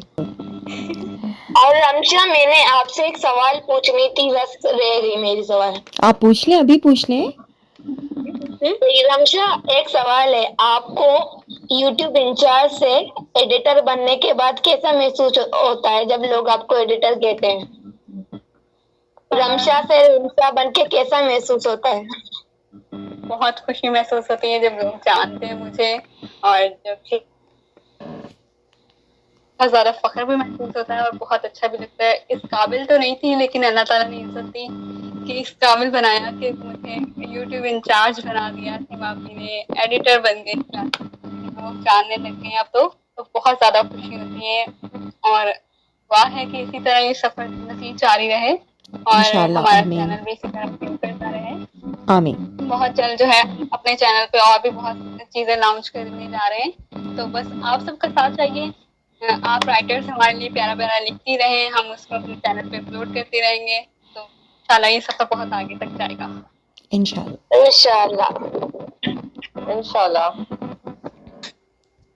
जी, तो लिसनर्स कैसा लगा आपको आज का इंटरव्यू? उम्मीद है बहुत पसंद आया होगा। हमारे साथ 3 प्यारी-प्यारी हमारी राइटर्स मौजूद थीं, सीमा शाहिद, समरीन शाह और अमीना बलोच। इस इंटरव्यू को मैंने तो बहुत एंजॉय किया, आप भी यकीनन इसको बहुत एंजॉय करेंगे। तो कमेंट सेक्शन में ज़रूर बताइएगा कि आपको कैसा लगा, और एंड में जो अमीना ने बलोची में पैगाम दिया, इसको अगर आप लोगों को बलोची आती है तो इसको ट्रांसलेट कीजिए और हमें कमेंट सेक्शन में बताइए कि क्या बोला था अमीना ने। और इसके अलावा जिन रीडर्स के हम सवाल नहीं ले सके, उनसे बहुत माज़रत, टाइम की कमी की वजह से जो है हम सबके सवाल नहीं ले सके। इंशाल्लाह अगली बार आप लोगों के सवाल भी लिए जाएंगे, तो कोई दिल छोटा मत कीजिएगा। हमारा मकसद किसी की दिल आज़ारी नहीं था, बस इस इंटरव्यू को हमने ईद स्पेशल किया तो कुछ इंजॉय करना चाह रहे थे आप लोगों के साथ, और मुझे उम्मीद है कि आप लोग इसको इंजॉय भी करेंगे। जी, तो अब इजाज़त चाहूँगी मेरी तरफ से। एंड में एक बार फिर से आप सबको बहुत ज़्यादा ईद मुबारक। खुश रहें, खुशियाँ बांटें, इस ईद को अपने प्यारों के संग गुजारें, और जो है कोशिश कीजिए कि सबको इस ईद में शामिल कीजिए, सबको अपनी खुशियों में शामिल कीजिए। इंशाल्लाह बहुत जल्द आपसे मुलाकात होगी इसी तरह के नए सेगमेंट के साथ। तब तक के लिए अपनी होस्ट को इजाज़त दीजिए। अल्लाह हाफ़िज़।